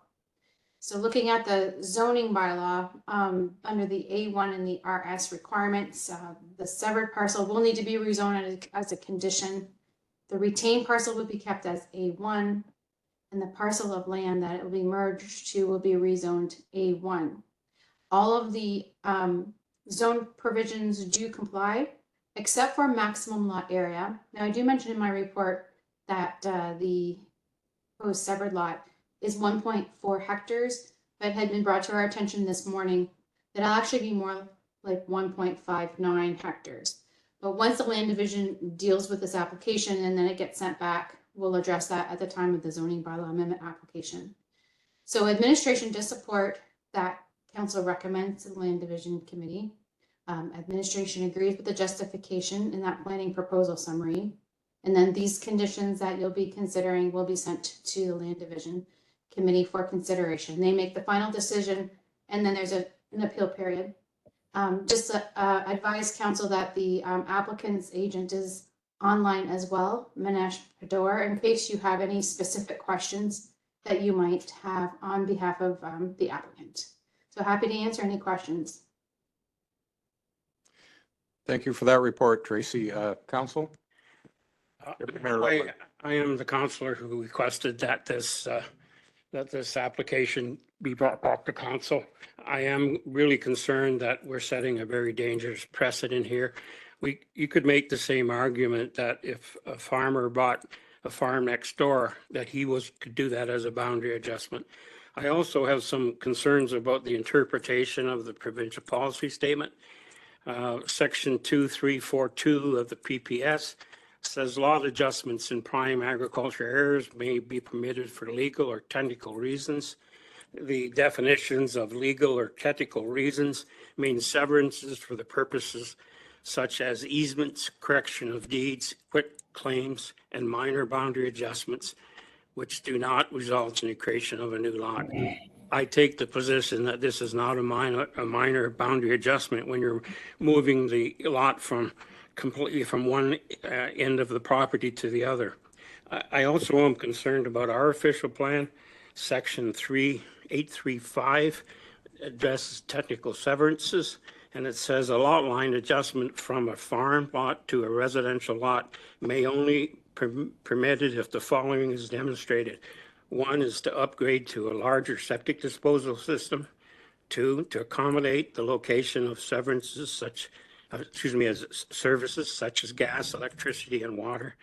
The new lot follows a natural boundary such as a tree line or hedgeway or waterway, and shall comply with the MDS formula. So I have some concerns with my interpretation of both our ROP and the PPS, but my biggest concern is we would be setting a very serious, in my opinion, precedent if we allow this, if we support this and it gets approved by the County Land Division Committee. Okay, thank you for the comments. Any other comments from council? Tracy, do you want to respond to that or more clarify it if? The only thing I'd like to add is that, I've proposed my interpretation and my recommendation. It's certainly up to council to make that final decision. Okay. Two questions I have for Tracy. The two properties that are merged, they will become A1. Is that is correct? Through you, Mr. Mayor. So the farm will stay A1, and the lot that currently has the house will also be merged with that zone. So it'll change from RS to A1, and only the new lot gets changed to an R1 to an RS. So essentially they switch zoning. Okay, does that in the future not permit another building, another house?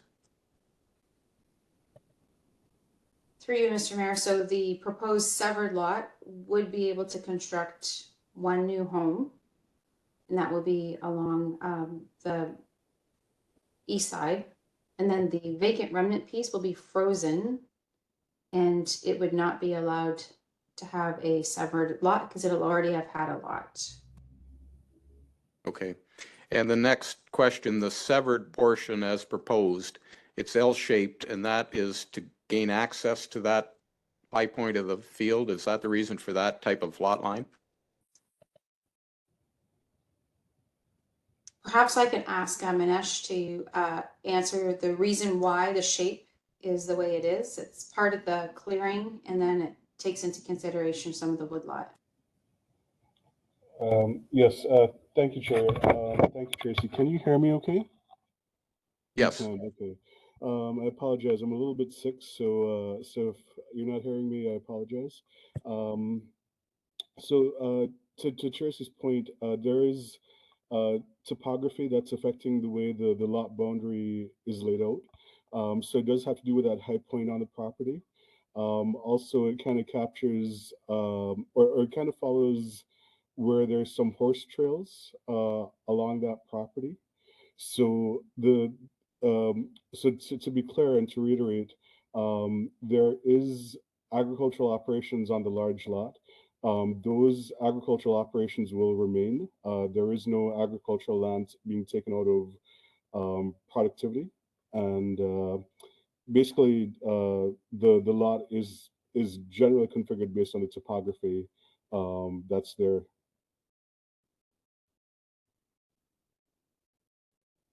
Okay, thank you for the comments. Thank you.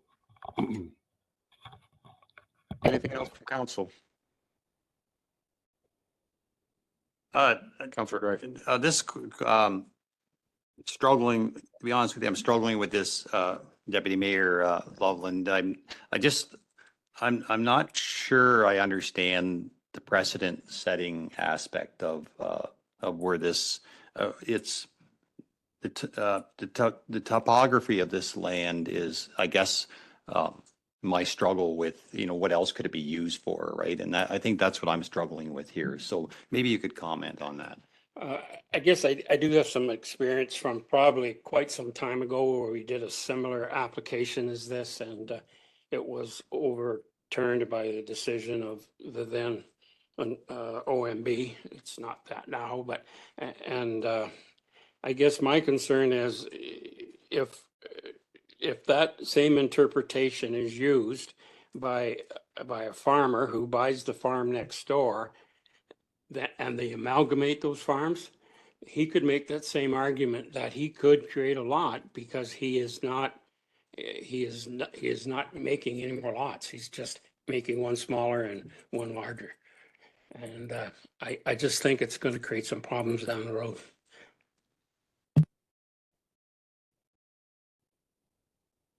I'll just make a brief comment, comes down to the rural lot creation.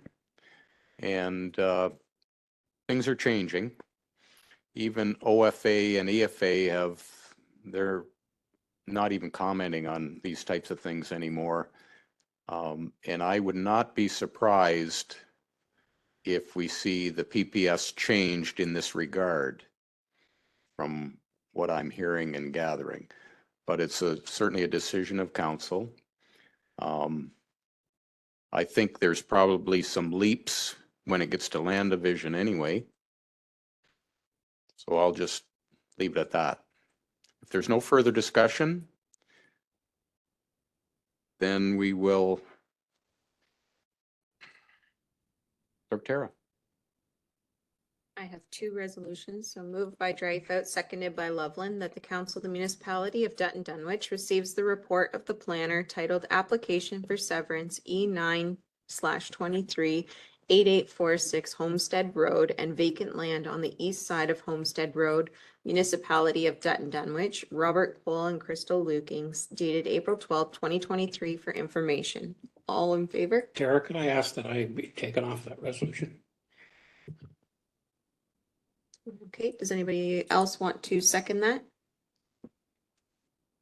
Can I actually ask a question? Sorry. Is there any chance we could have this deferred just for more discussion? I think I'd like to look into some more of the provincial policy statements and some of the other implication that Deputy Mayor Loveland's brought to our attention prior to voting on this confidently. I think this resolution is just to receive the report. Okay. So if we could move through that, which we have received. Yeah, so I just need a seconder for receiving the report. I can second receiving it. Okay. Go ahead. All right, so amending it to Drew Lard instead of Loveland as the seconder. All in favor? And that's carried. And you have another resolution. Yes. Let's hear the resolution, please. So I also have this one moved by Loveland. Would you like your name removed? Yes, I would, please. All right, can I have a mover for the resolution on the application? You can do whatever you want with it after the resolution.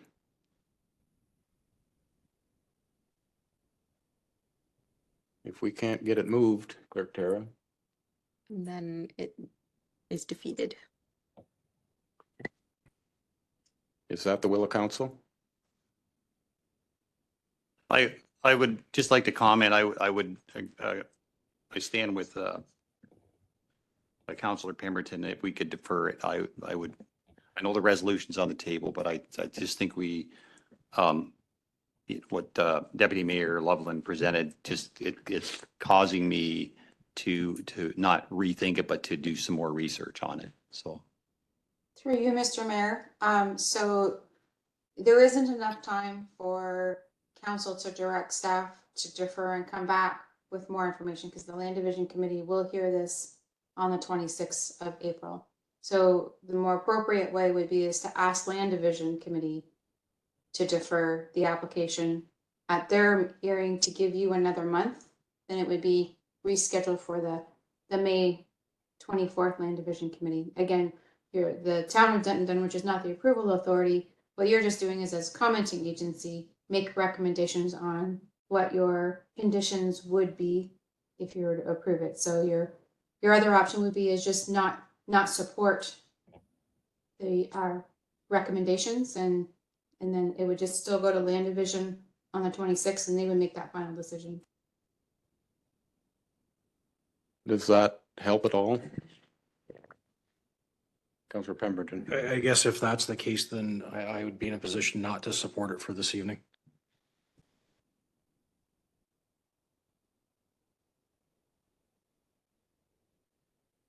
I cannot get the motion moved and seconded, so it's defeated.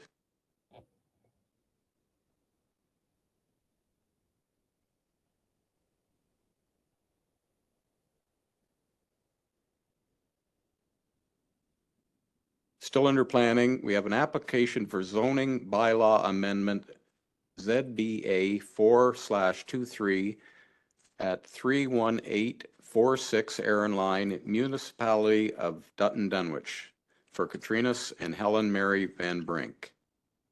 Clerk Tara. Moved by Drulard, seconded by Pemberton, that the public meeting for the zoning bylaw amendment application ZBA 4/23 filed by Katrinas and Helen Mary Van Brink for property located at 31846 Aaron Line opens at 6:47 PM. All in favor? And that's carried. Okay. This is a public meeting as required by Section 34 of the Planning Act to afford any person an opportunity to make representation with respect to a proposed zoning bylaw amendment to rezone the subject property from agricultural A1 zone and large lot agricultural A3 zone to special agricultural A2 zone and from large lot agricultural A3 zone to special rural residential RS zone. The subject property is locally known as 28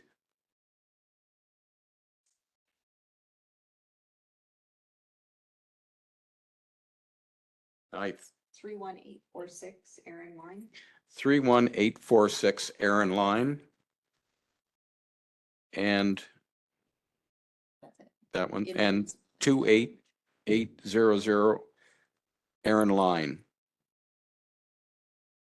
in the municipality of Dutton Dunwich. Does any member of council have a disclosure of interest concerning the proposals? I see none. What method of notice and when was the notice given to the public for this meeting? A sign was posted on the subject property by the March 24th, 2023 deadline, and notices were mailed to property owners within 120 meters of the subject property on March 22nd, 2023. Thank you.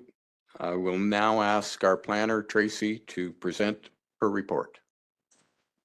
Thank you. Through you, Mr. Mayor, members of the Council, so it's a zoning bylaw amendment application that's been submitted by the applicant on behalf of the owners, and this is a statutory public meeting to hear from any abutting property owners in support or against the application.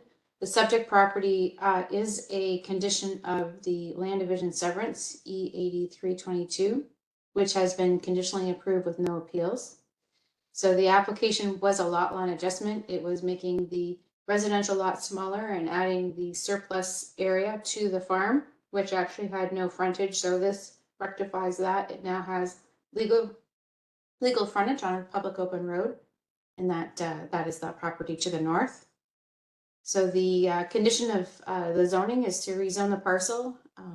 The severed parcel will be rezoned to that RS zone, and then the retained piece will remain as the RS zone, which is the part that has the house, and no relief from any provision was required. The administration recommends that the zoning be approved. Once council makes that final decision, then a notice of decision goes out and there's an appeal period. So happy to answer any questions you might have. Okay, I'll ask Clerk Tara, have you received any comments from staff? Yes, as summarized in the planner's report. Did you receive any written submissions on this application? Yes, as summarized in the planner's report. Okay, before I open the floor to questions from the public, please be advised if any person from the public wishes to receive further information on the action of council regarding the passing of a bylaw on the proposed amendment, please ensure that they leave their name, address, and postal code with the clerk prior to leaving the meeting. Is anybody from the public present that would like to speak to this? There's nobody here and nobody online that I could see. Do council members or any member of the public have any further questions? Nothing from council? Okay.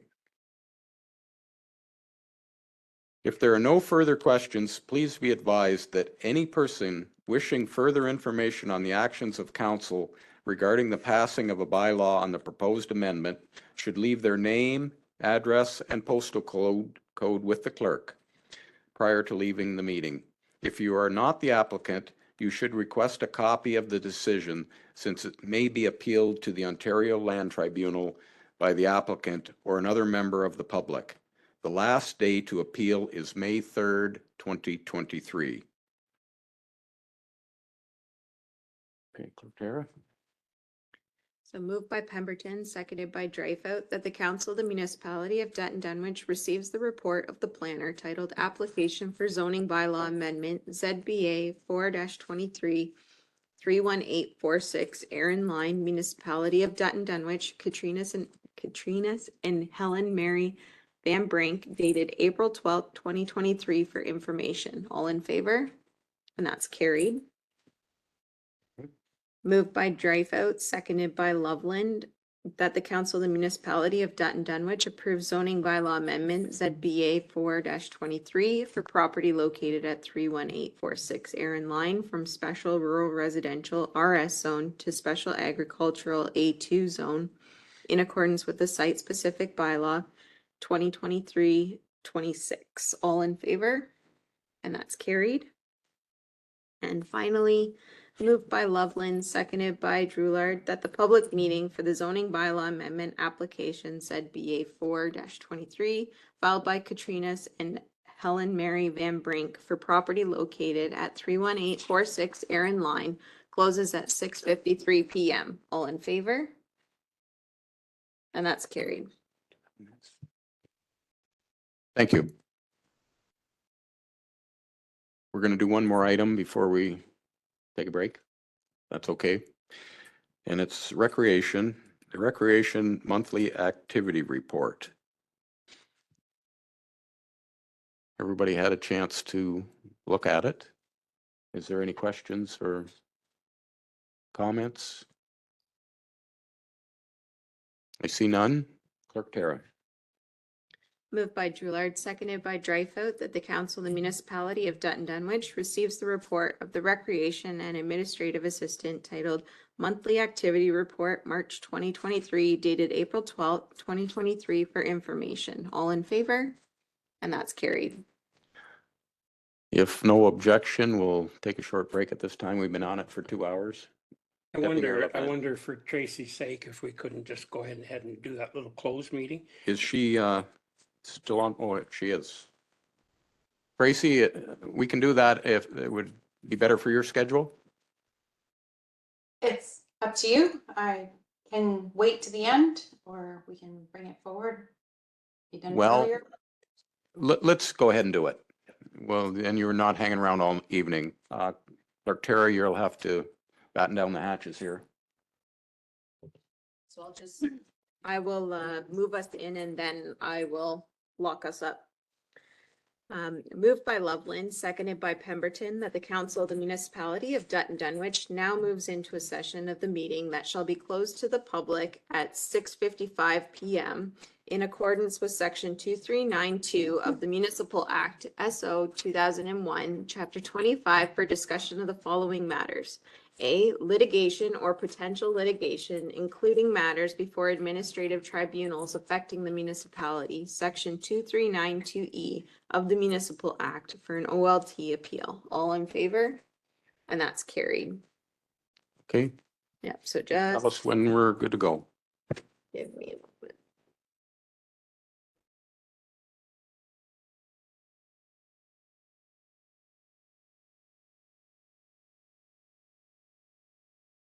I will do that. Okay, 15, correspondence. Wallacestown Optimist Club, request for donation for Team Up to Clean Up. Any comments on that? Councillor Drewlard? I believe I heard today that the staff has already reached out and they are donating pool pass. Yes. For a family. Yes. Okay. So that has already been taken care of, so I did get that, I get that in an email today, so. Thank you. Resolution, please, Clerk Tara. Moved by Dryfout, seconded by Loveland, that the council of the municipality of Dutton Dunwich supports the Wallacestown Optimist request for a donation towards a prize for their Team Up to Clean Up event Saturday, April 22nd, 2023, from 9 a.m. to 3 p.m., and that council donates a family weekly swim pass to the Dutton Pool in the amount of $29.73 plus HST. All in favor? And that's carried. Okay, thank you. That's the conflict I should have declared.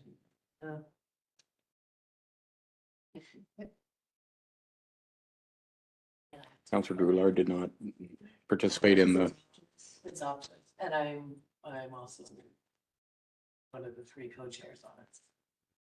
Tara will make note of that. I'll do the paperwork. Decide it before I leave. B, Town of Essex, reinstatement of legislation permitting a municipality retain surplus proceeds from tax sales. Tracy, do you want to speak to that briefly? Yeah, this is a thorn in every treasurer's side. Historically, when you sold a property for taxes, the courts take the money and then there's a timeline. I can't remember exactly what it was that other creditors could come and get money. And if there's anything left after the timeline, the money came back to the municipality. A few years ago, it changed and the courts keep the money now. So I think that we really should be really changing this legislation that it's our money. Like, I mean, we did all the work. There was no money returned ever, like after so they're saying Once that- they took over. So when you do a tax sale, all you keep is exactly what they owe you. So if the guy owes you $10,000, you sell the house by bid, and if it comes in at 200,000, you get the 10, and the 190, whatever, goes to the courts. And then if he owes you money, you can apply to the courts to get money until it's gone. After the timeline, if there's still money sitting there, up until a few years ago, it would be the municipality could request to have that sent back to them, so it would be revenue. they changed it a few years ago and now the court just keeps the surplus. So, I think this is a good thing to support for sure.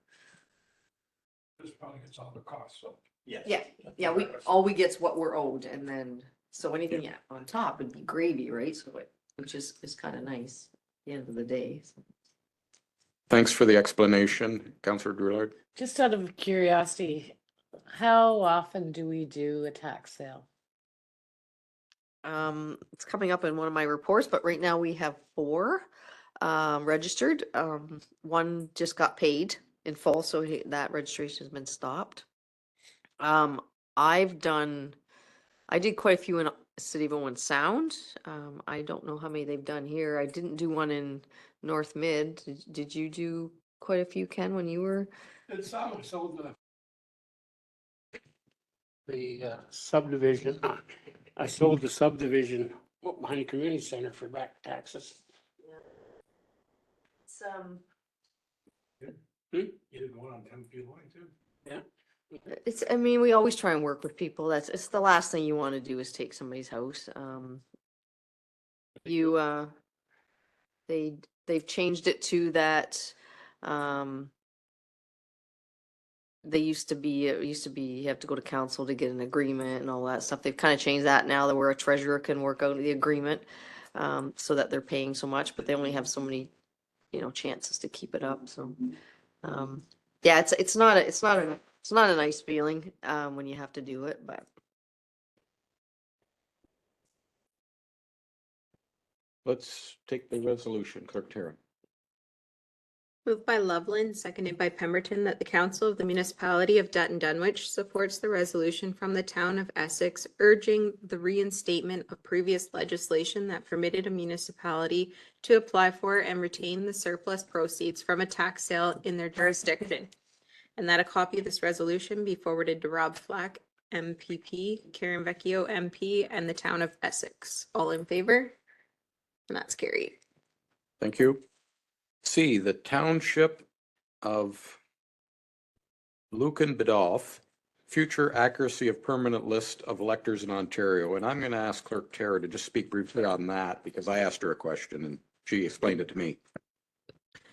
So for the next election, it's going to be Elections Ontario that maintains the preliminary voters list or preliminary list of electors. It won't be MPAC this time. So everyone's just asking that when Elections Ontario does their election before the municipal one, that they just get as much information as possible so that we can have a better voters list. Because there is a lot of work that goes into updating when MPAC sends us their list and merges it with our voter list that we've already updated at the previous election, that you have to go in and make so many corrections. So hopefully we can get that time back by having a better list. Anything further in council? Resolution, please, Clerk Tara.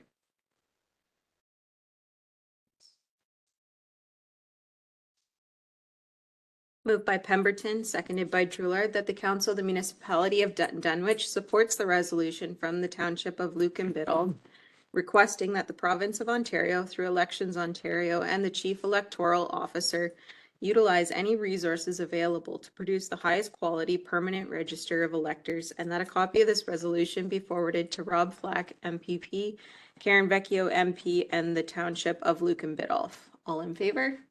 And that's carried. Okay, D, Foundation Emergence International Day Against Homophobia and Transphobia, May 17th, 2023. Is there any comments from council on this one? I see none. I don't want to say much on this, but Clerk Tara and I did have a short discussion.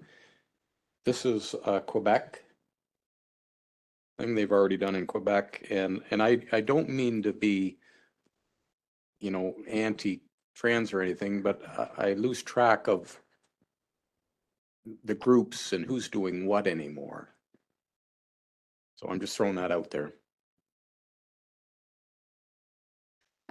We have passed a diversity equality and inclusiveness policy as well.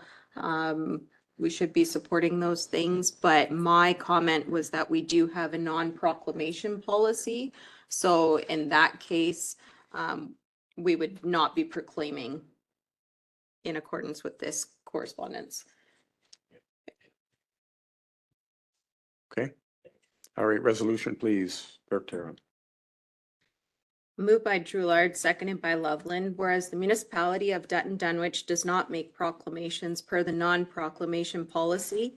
Therefore, correspondence item 15D from Foundation Emergence be received and filed. All in favor? And that's carried. Thank you. Elgin Area Primary Water Supply System Open House and Tour of the Elgin Area Water Treatment Plant. Deputy Mayor Loveland, do you want to expand on that? Yes, they're having a open house on May the 12th, I think it is. I think it's probably a good thing to if everyone can go, just take a look through. Terry can give us the guided tour. But I used to work there, but yeah, it's in, especially for the people on the other board, it's nice to see how another water plant operates. Been a few years since I've been there, so. And do we have to RSVP Yeah, on that? we do, yes. Yeah, I forwarded on to you guys the other day. It was Yeah. quite a laugh because I forwarded on, Kate forwarded on, and then there goes, it's on the agenda. I went, well, they should know. Yeah. Okay, so don't forget to respond. Yeah, so if you're sending that in, I'm gonna go for sure. Yeah. Okay, Clerk Tara, please. Moved by Loveland, seconded by Dreyfus, the correspondence item 15E from the Elgin Area Primary Water Supply System Board be received and filed. All in favor? And that's carried. F, Ministry for Seniors and Accessibility, call for nominations for the 2023 Ontario Senior of the Year. Councillor Grulard. Well, I made a short list. And I'm sure others might have some other ideas. But I had Anna Tokars, Diane Purcell, Shirley Mullen, Lynn McCann, Mark Halls, Ida McCallum. I feel like Mark Halls we may have already. Yeah, I think so. We did. Yeah. And I'm not sure about any of the others, but they do a lot of work in the community, and some of it's really quiet work. So I'm sure there's lots of others that could be nominated, but those were people I thought of, and if somebody had suggestions. Can we nominate more than one? Don't know. I don't think so. I was reading the documentation. I think it just specifically One says of their one- outstanding local One of their seniors. outstanding, yeah. So, I mean, they all contribute a lot. You could do hat draw, whatever, or if the staff had somebody in mind. I just thought when I saw it, like, it's a nice thing to do, and we have so many fantastic volunteers in our community that it would be nice if we recognized or had them recognized by the province. Do we have to make the decision on our nominee tonight? or I don't do you wanna believe leave that? the deadline's April the 30th, so we could make it at our next meeting. Is it our responsibility or do you see? Well, playing out it that says Mayor Reeve and members of council, so I Okay. think they were calling on us to put something forward. But if somebody in the community had an idea, I don't think we're against that. Like, I just thought, I didn't want it to pass by. That was my thinking. Because we do have a lot of we have a lot of great volunteers in this community, so. Where do you want to go with this? You want to put a name out? I would put a name out for Lynn McCann. She's just quietly, I mean, they're all good. I'd not. Absolutely, I think yeah. I'm all in favor of any one of them, but Lynn McCann just quietly, she's just, And it does come up every year, so it's not like we can't go back to and keep our eyes open over the next 3 years. Like I would 100% support Lynn McCann as well. Council? Yeah. Do you need a list of all the things she does? I don't know. I don't know really. Do you want me to look into it and send it to you? I can contact you once I look into it now that Yeah. I've got a name. Yeah, because she does a lot. She's LIN. Okay, good stuff. Tara, resolution, please. Moved by Dreyfus, seconded by Pemberton, that regarding correspondence item 15F from the Ministry for Seniors and Accessibility, Council provides staff with a nomination for the 2023 Ontario Senior of the Year Award. All in favor? And that's carried. G, Elgin Federation of Agriculture, the Municipality of Dutton Dunwich Resolution 2023.07.35. They read everything. And that's concerning the rural lots. Okay, so Yeah, that's what their feedback is. And the last conversation I had with EFA, they're not even commenting on this stuff right now with Bill 23 and the Build More Houses Faster Act and everything. I think they feel like they're pushing a rope uphill. So they are not as vocal on that kind of stuff as they have been in the past. So resolution, please, Clerk Tara. Moved by Pemberton, seconded by Loveland, that the council, the municipality of Dutton Dunwich, refers correspondence from the Elgin Federation of Agriculture regarding when changing from agricultural to non-agricultural uses of land to the planner for review and to bring back a report to council. All in favor? And that's carried. H, associations or road supervisors, Enbridge Gas new proposed fee for locate requests.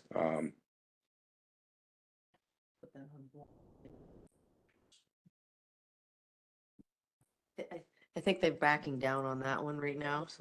Yeah. Mhm. we charge rent for using our property, just storing your gas lines. I mean, we'd have to add like $10,000 to our budget just because we need locates Well, yeah, there.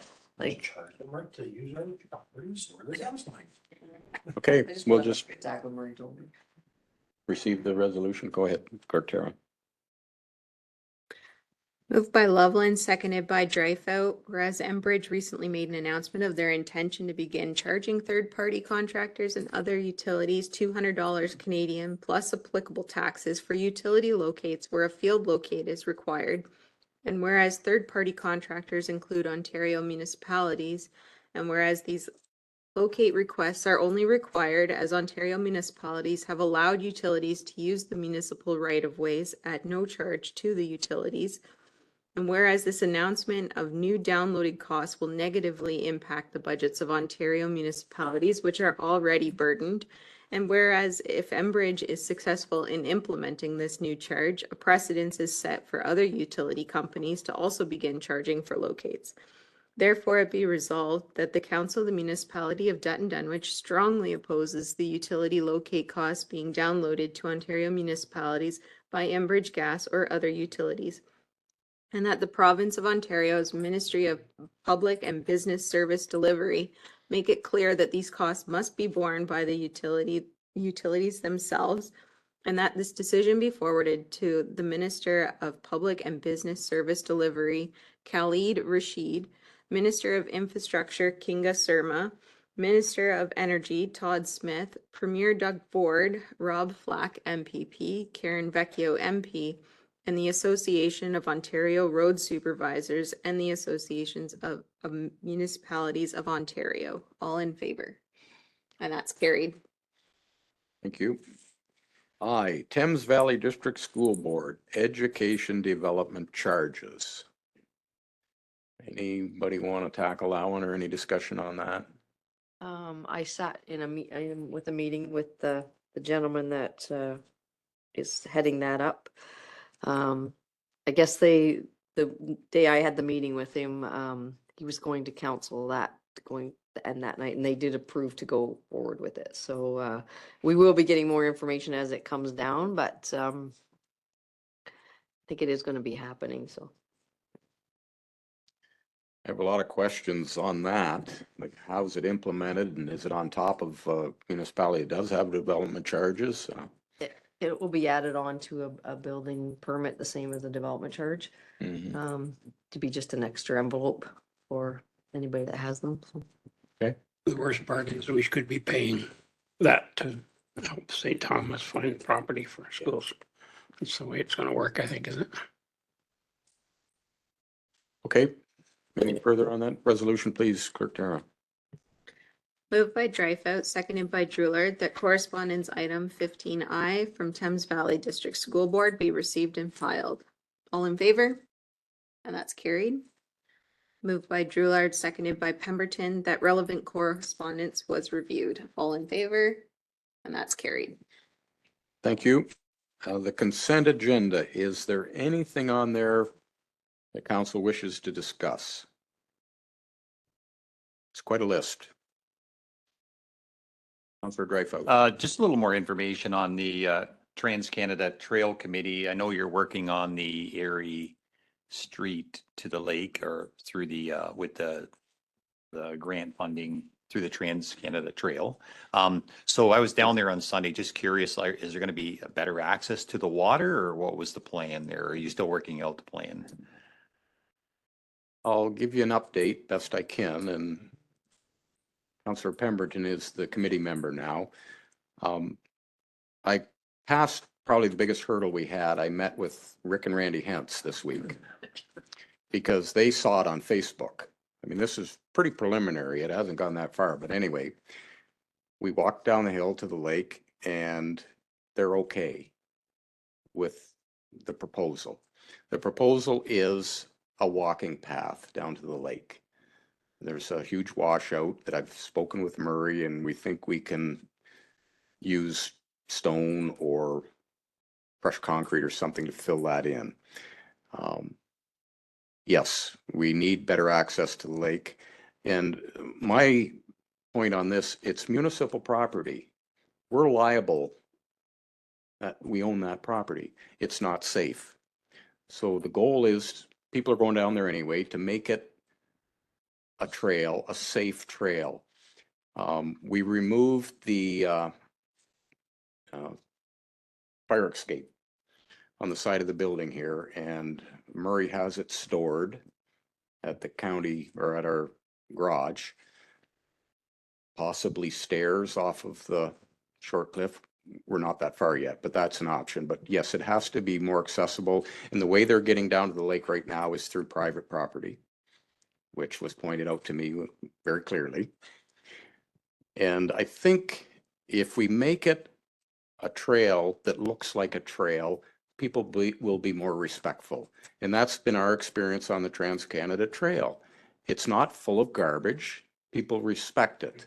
Right now, Erie Road is full of garbage because they sneak down there, and we will gate it, we will sign it, we will post hours and collect garbage and that sort of thing. And we hope to use some of the leftover funds that Trans-Canada Trail has in this project.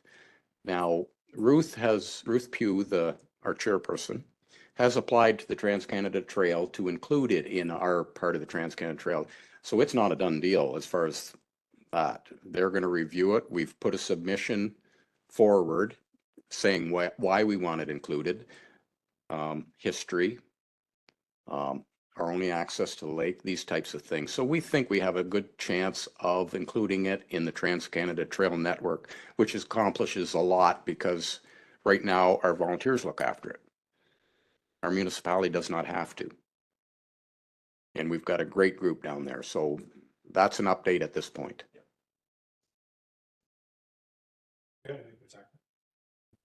Anything else on the consent agenda?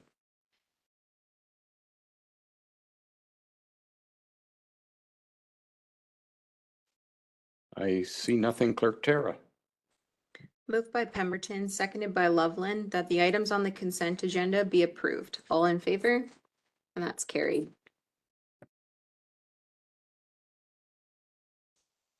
The clerk's report, monthly activity report. Clerk Tara. So you guys all received the report. Was there any questions? Our short-term accommodations open house, we had, I think I put in there 10 people, 8 or 10 people anyways. A lot of them were the Daytona residents, and they did ask a lot of good questions and about our our process and how we're going to be enforcing and, so it was good and it was informational. I think it was maybe underattended, but I guess you can't get them all to come out, so. This is better than none. Yes. Yes. Better than the budget meeting. Yeah. Keep a couple for certifying when I down there. Or the heritage designation. Yeah. Just a good social video. Yep. All get together for one more Okay, Yep. So anything any further? questions? Resolution, All right. please. Moved by Loveland, seconded by Drulard, that the council of the municipality of Dutton Dunwich receives the report of the clerk titled Monthly Activity Report, March 2023, dated April 12th, 2023 for information. All in favor? And that's carried. B, handling frivolous and vexatious complaints policy. Everybody had a chance to go through the policy? Is there any questions? Councillor Pemberton. Yeah, I guess I just had one question. I actually asked Sarah about it earlier, but we said we'd talk about it this evening. The length of time to respond to a complaint of 10 days seems a little longer than I think it probably should be, in my opinion. And I guess just for clarification, is it 10 days to respond to the complaint? Is it 10 days to deal with a complaint? That 10 days, what's the idea behind the 10 days is my question for that, I guess. So we based this policy on a few other municipalities, and that was kind of an average of the dates there, and the most popular dates. But I'm open to shortening that. Maybe 5 days for I think it's as a non-serious complaint or non-urgent. That's what it is. An urgent complaint should be acknowledged and investigated within, I think it's 24 or 48 hours. So. Yeah, and I'm fine with, an urgent complaint being dealt with within 24 to 48 hours. I think that's a good idea, and non-urgent to a maximum of 5 days type deal. But, I don't think it should be going on any longer than that, is my opinion of it anyway. Is that an issue at all, change? Nope, we can change that easily. That's not a problem. And that's just my opinion. I don't think that's unreasonable. I'm sure we get responses a lot quicker than that anyways, but it does allow us that timeline to respond to it if something else is going on. Yeah, and if there's any investigation you have to do, it gives you 5 days to look into the history of the complaint or things of that nature too before you respond. So I don't think you have to respond right away. I felt 10 days was excessive. Anything further from council? The only thing that I noted was limiting the customer to one method of contact, either telephone, letter, or email. Professionally, like, I think that even yourself, when you have a telephone conversation, you follow up with an email to clarify that this is what we talked about. So I have a bit of a concern with that, because if somebody calls just to ask whatever, I think like a lot of times they will follow up with an email saying, is this what we discussed? Have I got it right?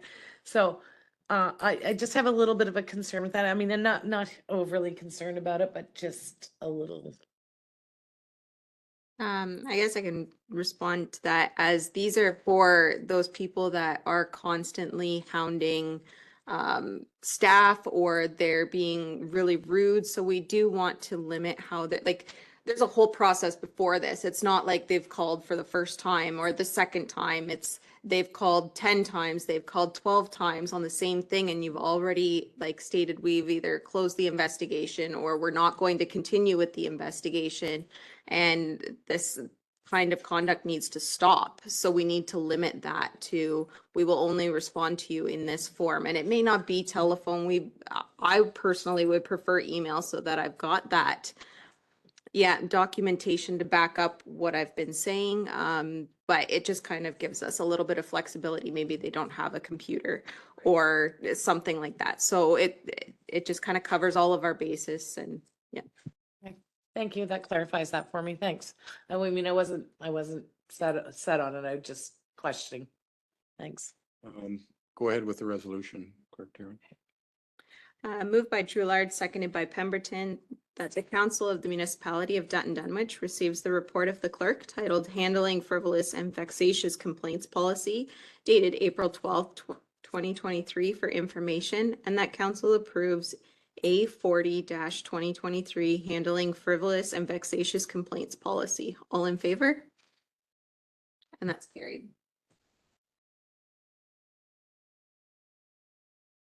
C, the Code of Conduct for Members of Council and Local Boards update. So this is the code of conduct that I worked on with John Mascarin. And this is what he's using for a lot of other municipalities, and we've kind of amended it to our policies and procedures as well. Is there any questions on what's in the code of conduct?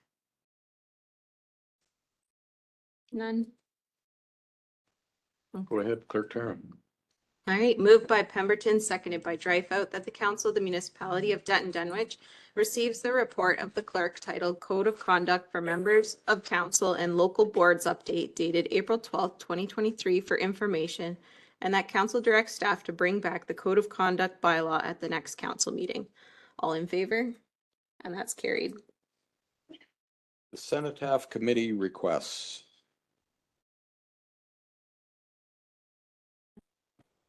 So the history here, the Cenotaph Committee was started with Blair. Ferguson had come to the municipality and asked if he could put up a cenotaph. So we kind of had like he put his group together, and we've been researching, and it included a couple of staff members as well as Ken and Amaryllis. And we're now kind of at a point where we could get going and start reaching out to contractors and applying for grants. And it's easier for us to do it if we are doing it as part of the municipality. So we're just asking if council will put together an ad hoc committee so that it's part of the municipality.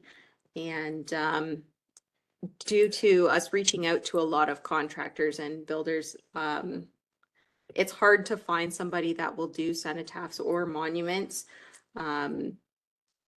And it's definitely going to be more than that $50,000 range. So we're looking to bypass the procurement policy, since there's only one or two contractors per kind of service that we can find. Councillor Loveland. I know Amaryllis was on that committee last year, and she hasn't been going because she really felt like she should be, was never appointed. So I would like to see that resolution changed to read 2 council members.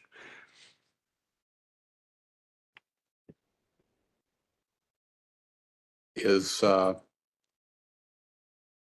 is Blair's, have you had discussions with Blair taking this to the next level as a committee of council? Yes, yeah, the committee agreed to that. Okay, thank you.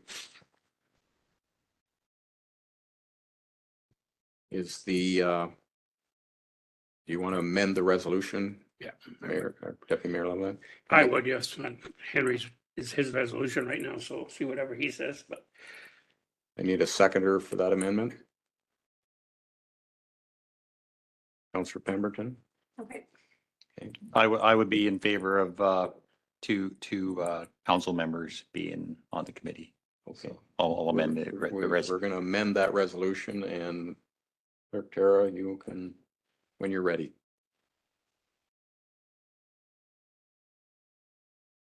All right, so moved by Dreyfus, seconded by Loveland, that the council of the municipality of Dutton Dunwich receives the. wasn't appointed.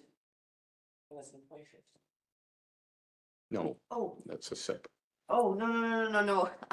I just said, no, I said something about, what about a communications committee? I was thinking of other things. Go Sorry, ahead, I will Clerk Tara. continue. That the Council of the Municipality of Dutton Dunwich receives the report of the clerk titled Cenotaph Committee Request dated April 2023 for information, and that council establishes an ad hoc council committee, Cenotaph Committee, consisting of 2 council members, 1 municipal staff member, 1 Legion member, and 4 community members, and that council waive procurement policy T&P 01-2014 for this specific project due to lack of sufficient quotes. All in favor? That's carried. Okay. 18, our CAO Treasurers Report. The monthly activity report. Yeah, there were a couple things I need to update. The brick repointing is now done. They finished yesterday. And Brett told me that he'd be back in a couple weeks. You'll notice where he's done some work, you'll see white, looks like bleeding out of it. That's the salt coming out. He said he's already washed it twice, but it just keeps coming out. He'll be back to wash it again. But he is gonna research maybe what kind of salt they should be using around our bricks. And he's also I talked to the guys too, when they shovel the sidewalks, you need to keep that snow off that ledge, because that's what's breaking those bricks down. The up at the top was so bad, he actually had to take it down a few layers and then cap it. So I think we had it done just in time. He did do more than what he quoted, but I had room in the grant, so I got him to do as much as he could. He was quite grateful because he said when he gave the quote, he said I was doing the municipality a favor. He goes, but I got a little worried with the quote, so he was quite happy that we could give him a little more. And I think he did a really good job. Like I said, he hunted all over to find matching bricks for us, so quite happy with that. Car chargers are all in. We just have to get them activated and set up to start making money. I was concerned, I talked to staff about signage, but I think once they're activated, they're actually on an app. So anybody with electric car will just see them. So I don't think we have to worry too much about signage. I don't believe there's anything else. I think the front ramp looks great. He did a nice job with that railing and everything. So is there any other questions? Seeing none, Clerk Tara. The activity report. Moved by Loveland, seconded by Pemberton, that the Council of the Municipality of Dutton Dunwich receives the report of the CAO Treasurer titled Monthly Activity Report, March 2023, dated April 2023 for information. All in favor? And that's carried. Just gotta step back 1 second. The roof quote, there's the roofer's coming tomorrow. Oh, okay. He had to cancel because they had a really bad, That's what it was a bad storm. Yeah, Adam, yeah. So, yeah. Yeah, So I- tomorrow at 10 o'clock. I actually asked Brett, I said, when you were up there, how bad was it? He goes, there's some spots where there's a lot of water pooling. He said he didn't feel like he was gonna go through it, but he said it does need some work, so. Okay, yeah. So anyway, Yeah. he'll be here tomorrow. Yeah, perfect. Yeah. Okay. So The building does look terrific. The property tax receivable update. This is just a report I like to bring to council every year. It just kind of shows us where we are with our taxes at the end of the year, which is basically our cash flow. If you look at the way the province figures out how we are for financial health, they say we're in a low risk, but if you calculate it the way I do, where you take out the fact that we've already paid the education and the upper level their taxes, our receivable and our cash flow is much worse. So we are actually more in a closer to the high level of our finances. So that's just something I like to keep an eye on, and I like to have council look at it from a different perspective as the province, because we bill for the county and the school boards, and they demand their money. We can't not pay it until we collect the taxes. So unfortunately, it really hurts our cash flow. And as I said earlier to Councillor Doulard, we did have 4 properties registered for tax sale. 1 has paid up, so now we're down to 3. So is there any questions on that report? Resolution, Clerk Tara. Moved by Pemberton, seconded by Drewlard, that the council of the municipality of Dutton Dunwich receives the report of the CAO treasurer titled 2022 Property Tax Receivable Update dated April 12th, 2023 for information. All in favor? And that's carried. C, the 2022 reserve and reserve funds transfer. Thank you. This report is just to get council's permission to do the year-end transfers to all the corresponding reserves. So 589,236 is the transfer to cover the approved capital expenditures. There's 9,100 to transfer from the Trans-Canada Trail grant money, which is in the reserve. And then the audited surplus deficit in operating departments of water, wastewater, and building to their corresponding reserves. Questions? Resolution, please, Clerk Tara. Moved by Drewlard, seconded by Dreyfus, that the council of the municipality of Dutton Dunwich receives the report of the CAO treasurer titled 2022 Reserve and Reserve Fund Transfers dated April 12th, 2023 for information, and that surplus deficit in the operating departments of water, wastewater, and building department be transferred to corresponding reserve fund, and that $9,143.86 be transferred from the Trans-Canada Trail Reserve to cover 2022 expenses, and that $589,235.81 be transferred to cover the approval capital expenditures from the approved corresponding reserves. All in favor? And that's carried. D, our IT services agreement.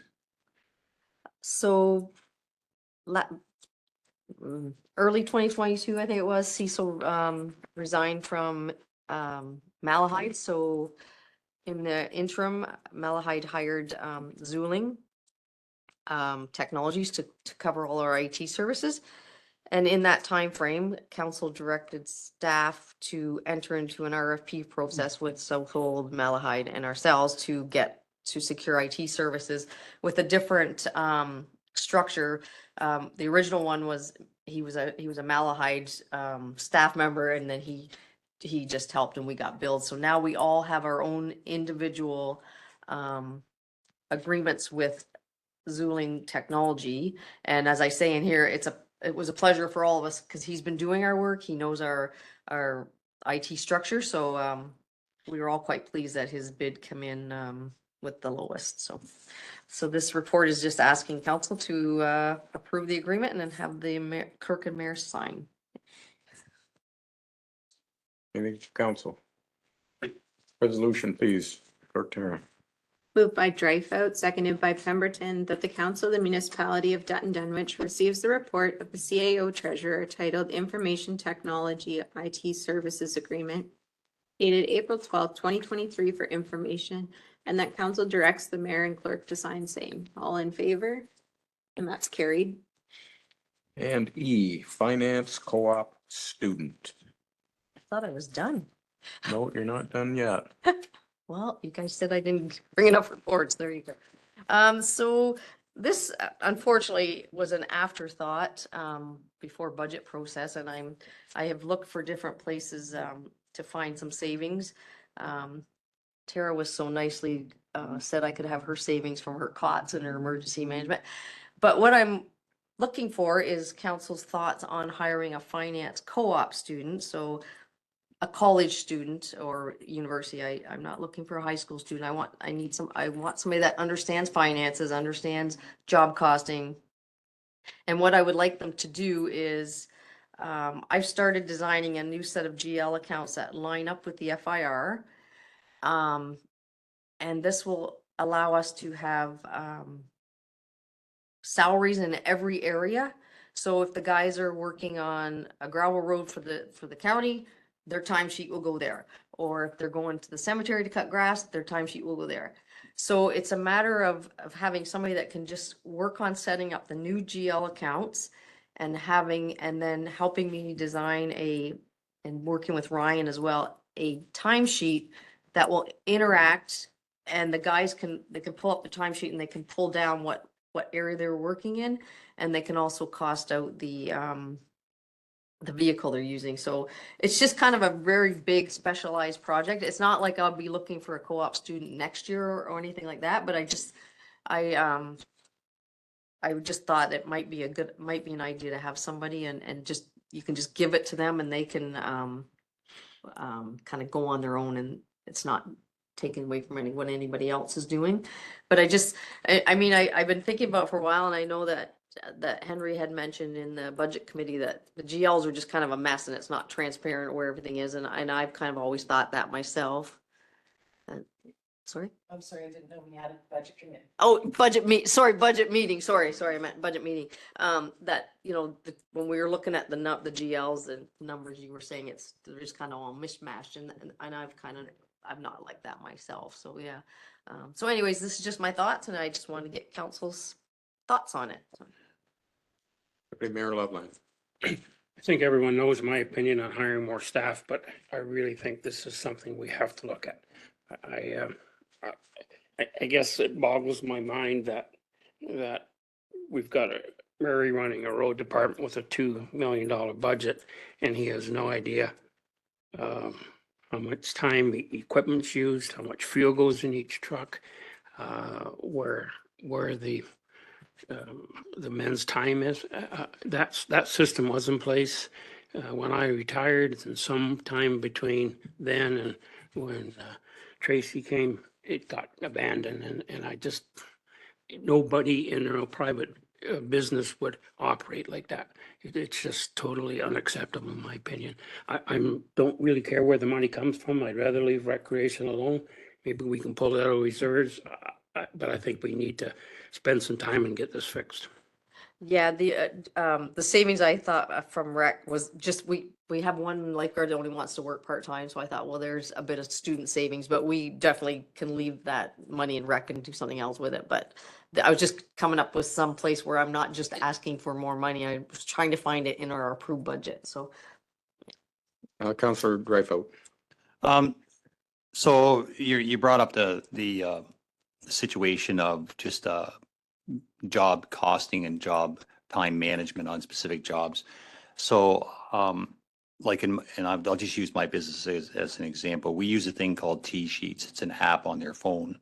Everybody has a phone. It costs like $10 a month per employee to manage it. So they don't even have to show up at the office to punch in or to do their time. They just click onto the app, pick the job that they're working on, or if you want to segment the job out, how long is, like, what are you grading today? You can actually do that. So I would encourage you to look at something like that. It doesn't have to be that same app, but it's a time management system that you can integrate into your bookkeeping system, and you get a report. You can pull a report up any time of the day. Where are they working? Who's working where? And you can even GPS them, which is another feature that you can, it's not even that expensive to operate. But I think there's very simple ways that we can deal with this, and it makes it efficient for Murray and Ryan to manage their.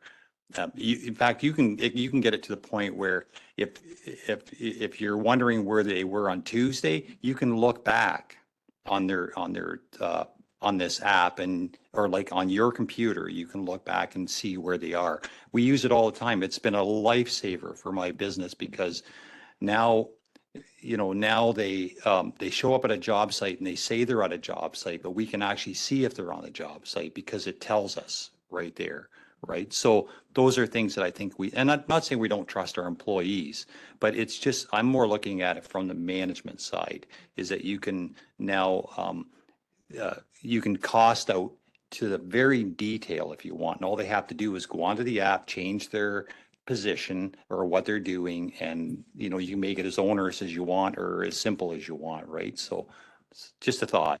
No, that's great, but those kind of things are, you get complaints, whereas we don't supply staff with phones, right? So if we start telling them to use something on their personal phone, I get complaints, or, but it's certainly something I would like to have everything a little more electronic than what we have, for sure. I think you guys all know that for me, but, at this point, we have a timesheet, everything's going into that one lump thing of Public Works.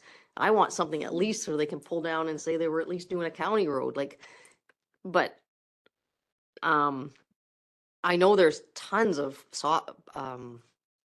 payroll things. What do you guys use for your timesheets? Yeah, I know that, West Elgin has, I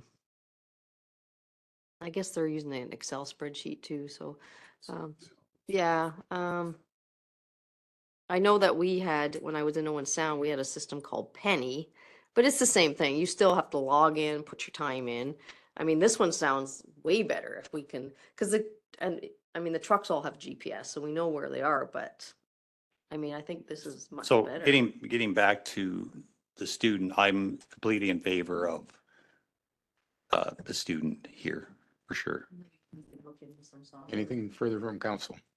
I was just gonna ask, is it too late to apply for funding for summer students? It is, yeah, we missed. I thought out the on time that, had yeah. passed, but I wasn't. Yeah, and that's why I said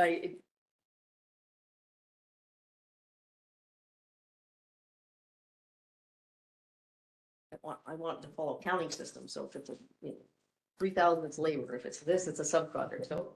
I mean, it just makes my life easier when I have to spit out information for the FIR and everything, and it's also easier for council to see what was spent, and, so, anyways. $10,000 isn't a lot of money when you think about it. And I wish Murray had included the road maintenance agreement numbers in his report. Yes, I did ask for that to be. Which council needs to see. And I hear quite often that county's not paying us enough. But I don't have a leg to stand on because I have no background information to say we're spending more than that. And our numbers right now, this past year, are $30,000 deficit.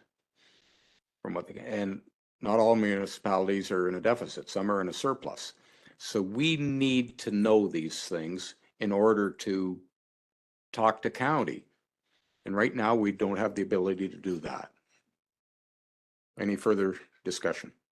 No, I'm very supportive of it. Okay, Clerk Tara, resolution, please. Moved by Pemberton, seconded by Drewlard, that the Council of the Municipality of Dutton Dunwich receives the report of the CAO Treasurer titled Finance Co-op Student dated April 12th, 2023 for information, and that Council directs staff to seek opportunities for a co-op student. All in favor?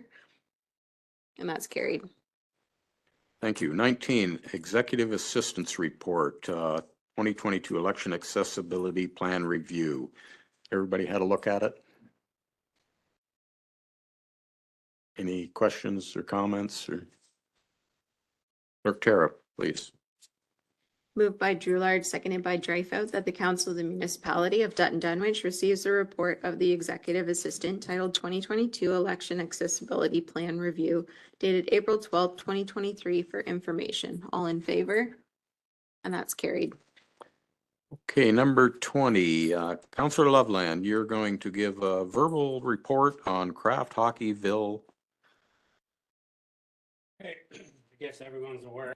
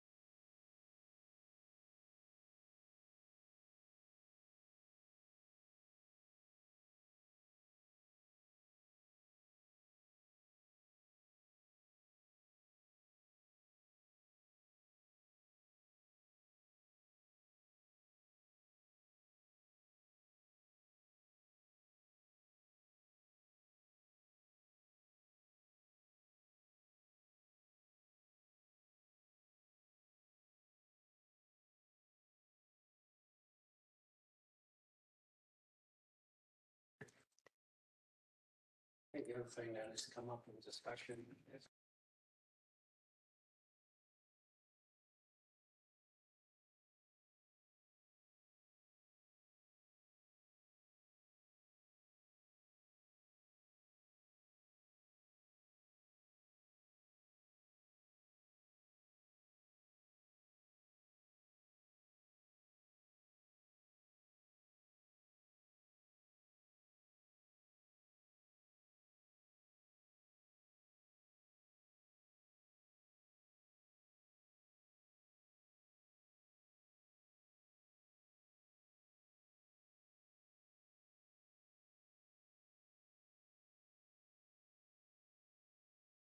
supporting hockey. Basically, all we're saying is once costs are finalized, that we will consider them as part of future budget. Since the council wanna, we can draft up something that council all agrees on and we can get it up there tomorrow. Just say it kind of the way Ken just did, so. Yeah, just hang on a minute here.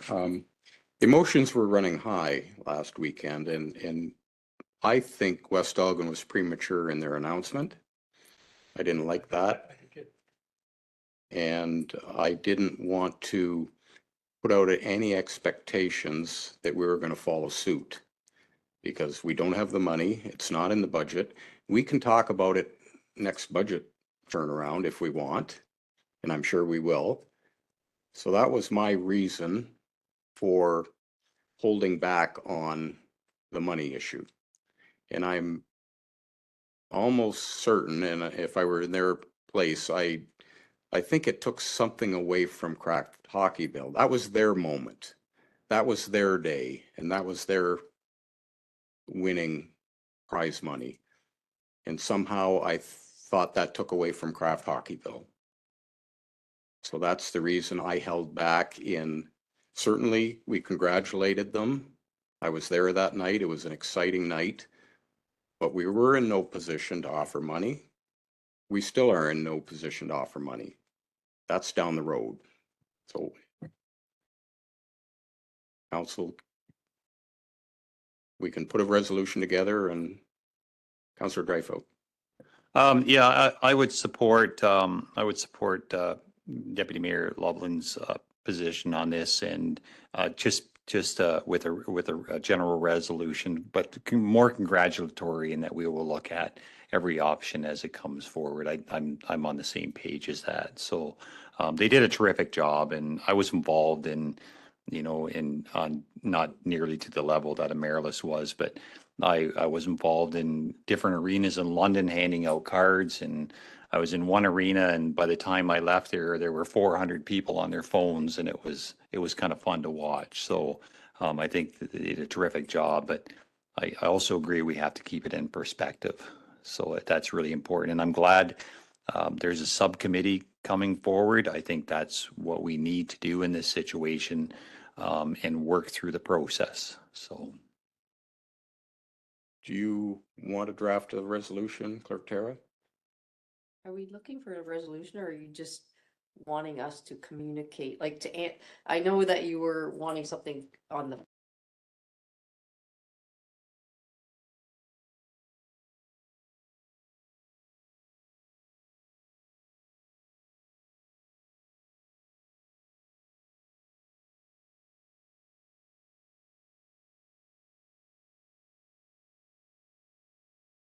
So, yeah, I think, I still think that we could have put something out that wouldn't have promised any money, and that's all I was asking for. Just so that we were more a part of it than, we looked like we were standing back watching, and I'm, as the chairman of the arena board, I was not very comfortable in that position. I agree that West Elgin probably jumped the gun, but we can't control that, and that's all I want is at least so that we're going to be involved as part of it through the proper channels, and that's all we ever needed to say. So a resolution or just something on our social medias? I don't care. To be quite truthful, I really don't care. Well, that makes it simple. We could put something out.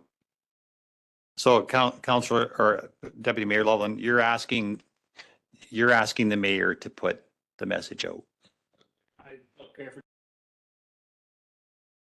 wanted to put some information. Well, I would support, and if Mayor Hens is comfortable with this through, whether it be through social media, but I do believe in this situation, and we're supporting a deputy mayor on committee that the message come from the mayor. And I think we can, and I don't mean to put you in a bad spot, Mayor Hens. I just, if our deputy mayor is requesting that, then I think we need to support his move. So I'm not put in a bad spot. I don't take that at all. I just want to be careful with the expectations that we've got our checkbook out as well. I don't think we are. I think we're just, we're supporting the organization. We're supporting the cause and explained, I think we're going to go through due process anyway. I think that's our prudent approach to everything in this council. I think we've proven that. So I'm not too worried about what's going to come down. And I think I wouldn't worry about that. I'll have staff put together a statement for our social media. Is that what I'm hearing? It's fine with me, yeah. Okay, That's fine with me. okay. Yeah.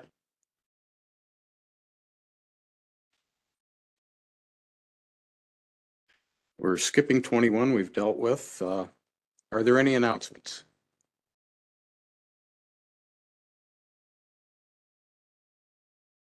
Nothing. We're done closed. Clerk Tara, we're down to bylaws.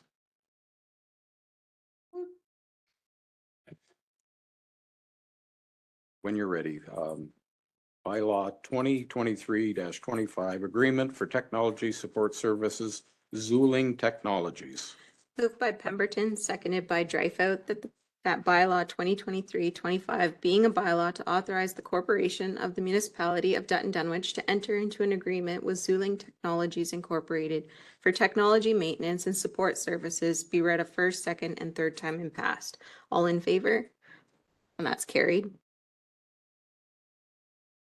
Bylaw 2023, zoning bylaw amendment, Katrinas and Helen Mary Van Brink. Moved by Dreyfus, seconded by Droulard, that bylaw 2023-26 being a bylaw to amend bylaw 2022-50 for property located at 31846 Aaron Line be read a first, second, and third time and passed. All in favor? And that's carried. C, bylaw 2023-27. Moved by Droulard, seconded by Loveland, that bylaw 2023-27 being a bylaw to provide for the abandonment of the AA Patton municipal drain within the limits of the municipality of Dutton Dunwich be read a first, second, and third time and passed. All in favor? And that's carried. And D, 2023 bylaw, Dutton Dunwich School Drain.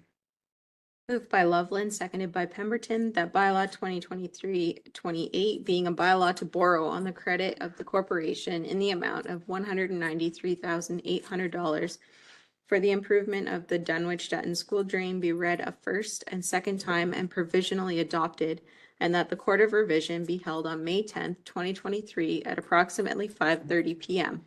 All in favor? And that's carried. And E, bylaw 2023-29. Moved by Pemberton, seconded by Droulard, that bylaw 2023-29 being a bylaw to borrow on the credit of the corporation in the amount of $99,500 for the improvement of the Gordon Campbell Drain be read a first and second time and provisionally adopted, and that the Court of Revision be held on May 10th, 2023 at approximately 5:30 p.m. All in favor? And that's carried.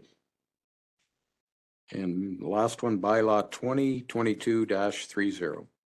Moved by Droulard, seconded by Dreyfus, that bylaw 2023-30 being a bylaw to confirm the proceedings of the municipal council of the municipality of Dutton Dunwich be read a first, second, and third time and passed. All in favor? And that's carried. And we have the date for our future meetings. Everybody's got that. And the last resolution, Clerk Tara. Moved by Dreyfus, seconded by Loveland, that the meeting of the Council of the Municipality of Dutton Dunwich closes at 8:38 PM. All in favor? And that's carried. That was a marathon.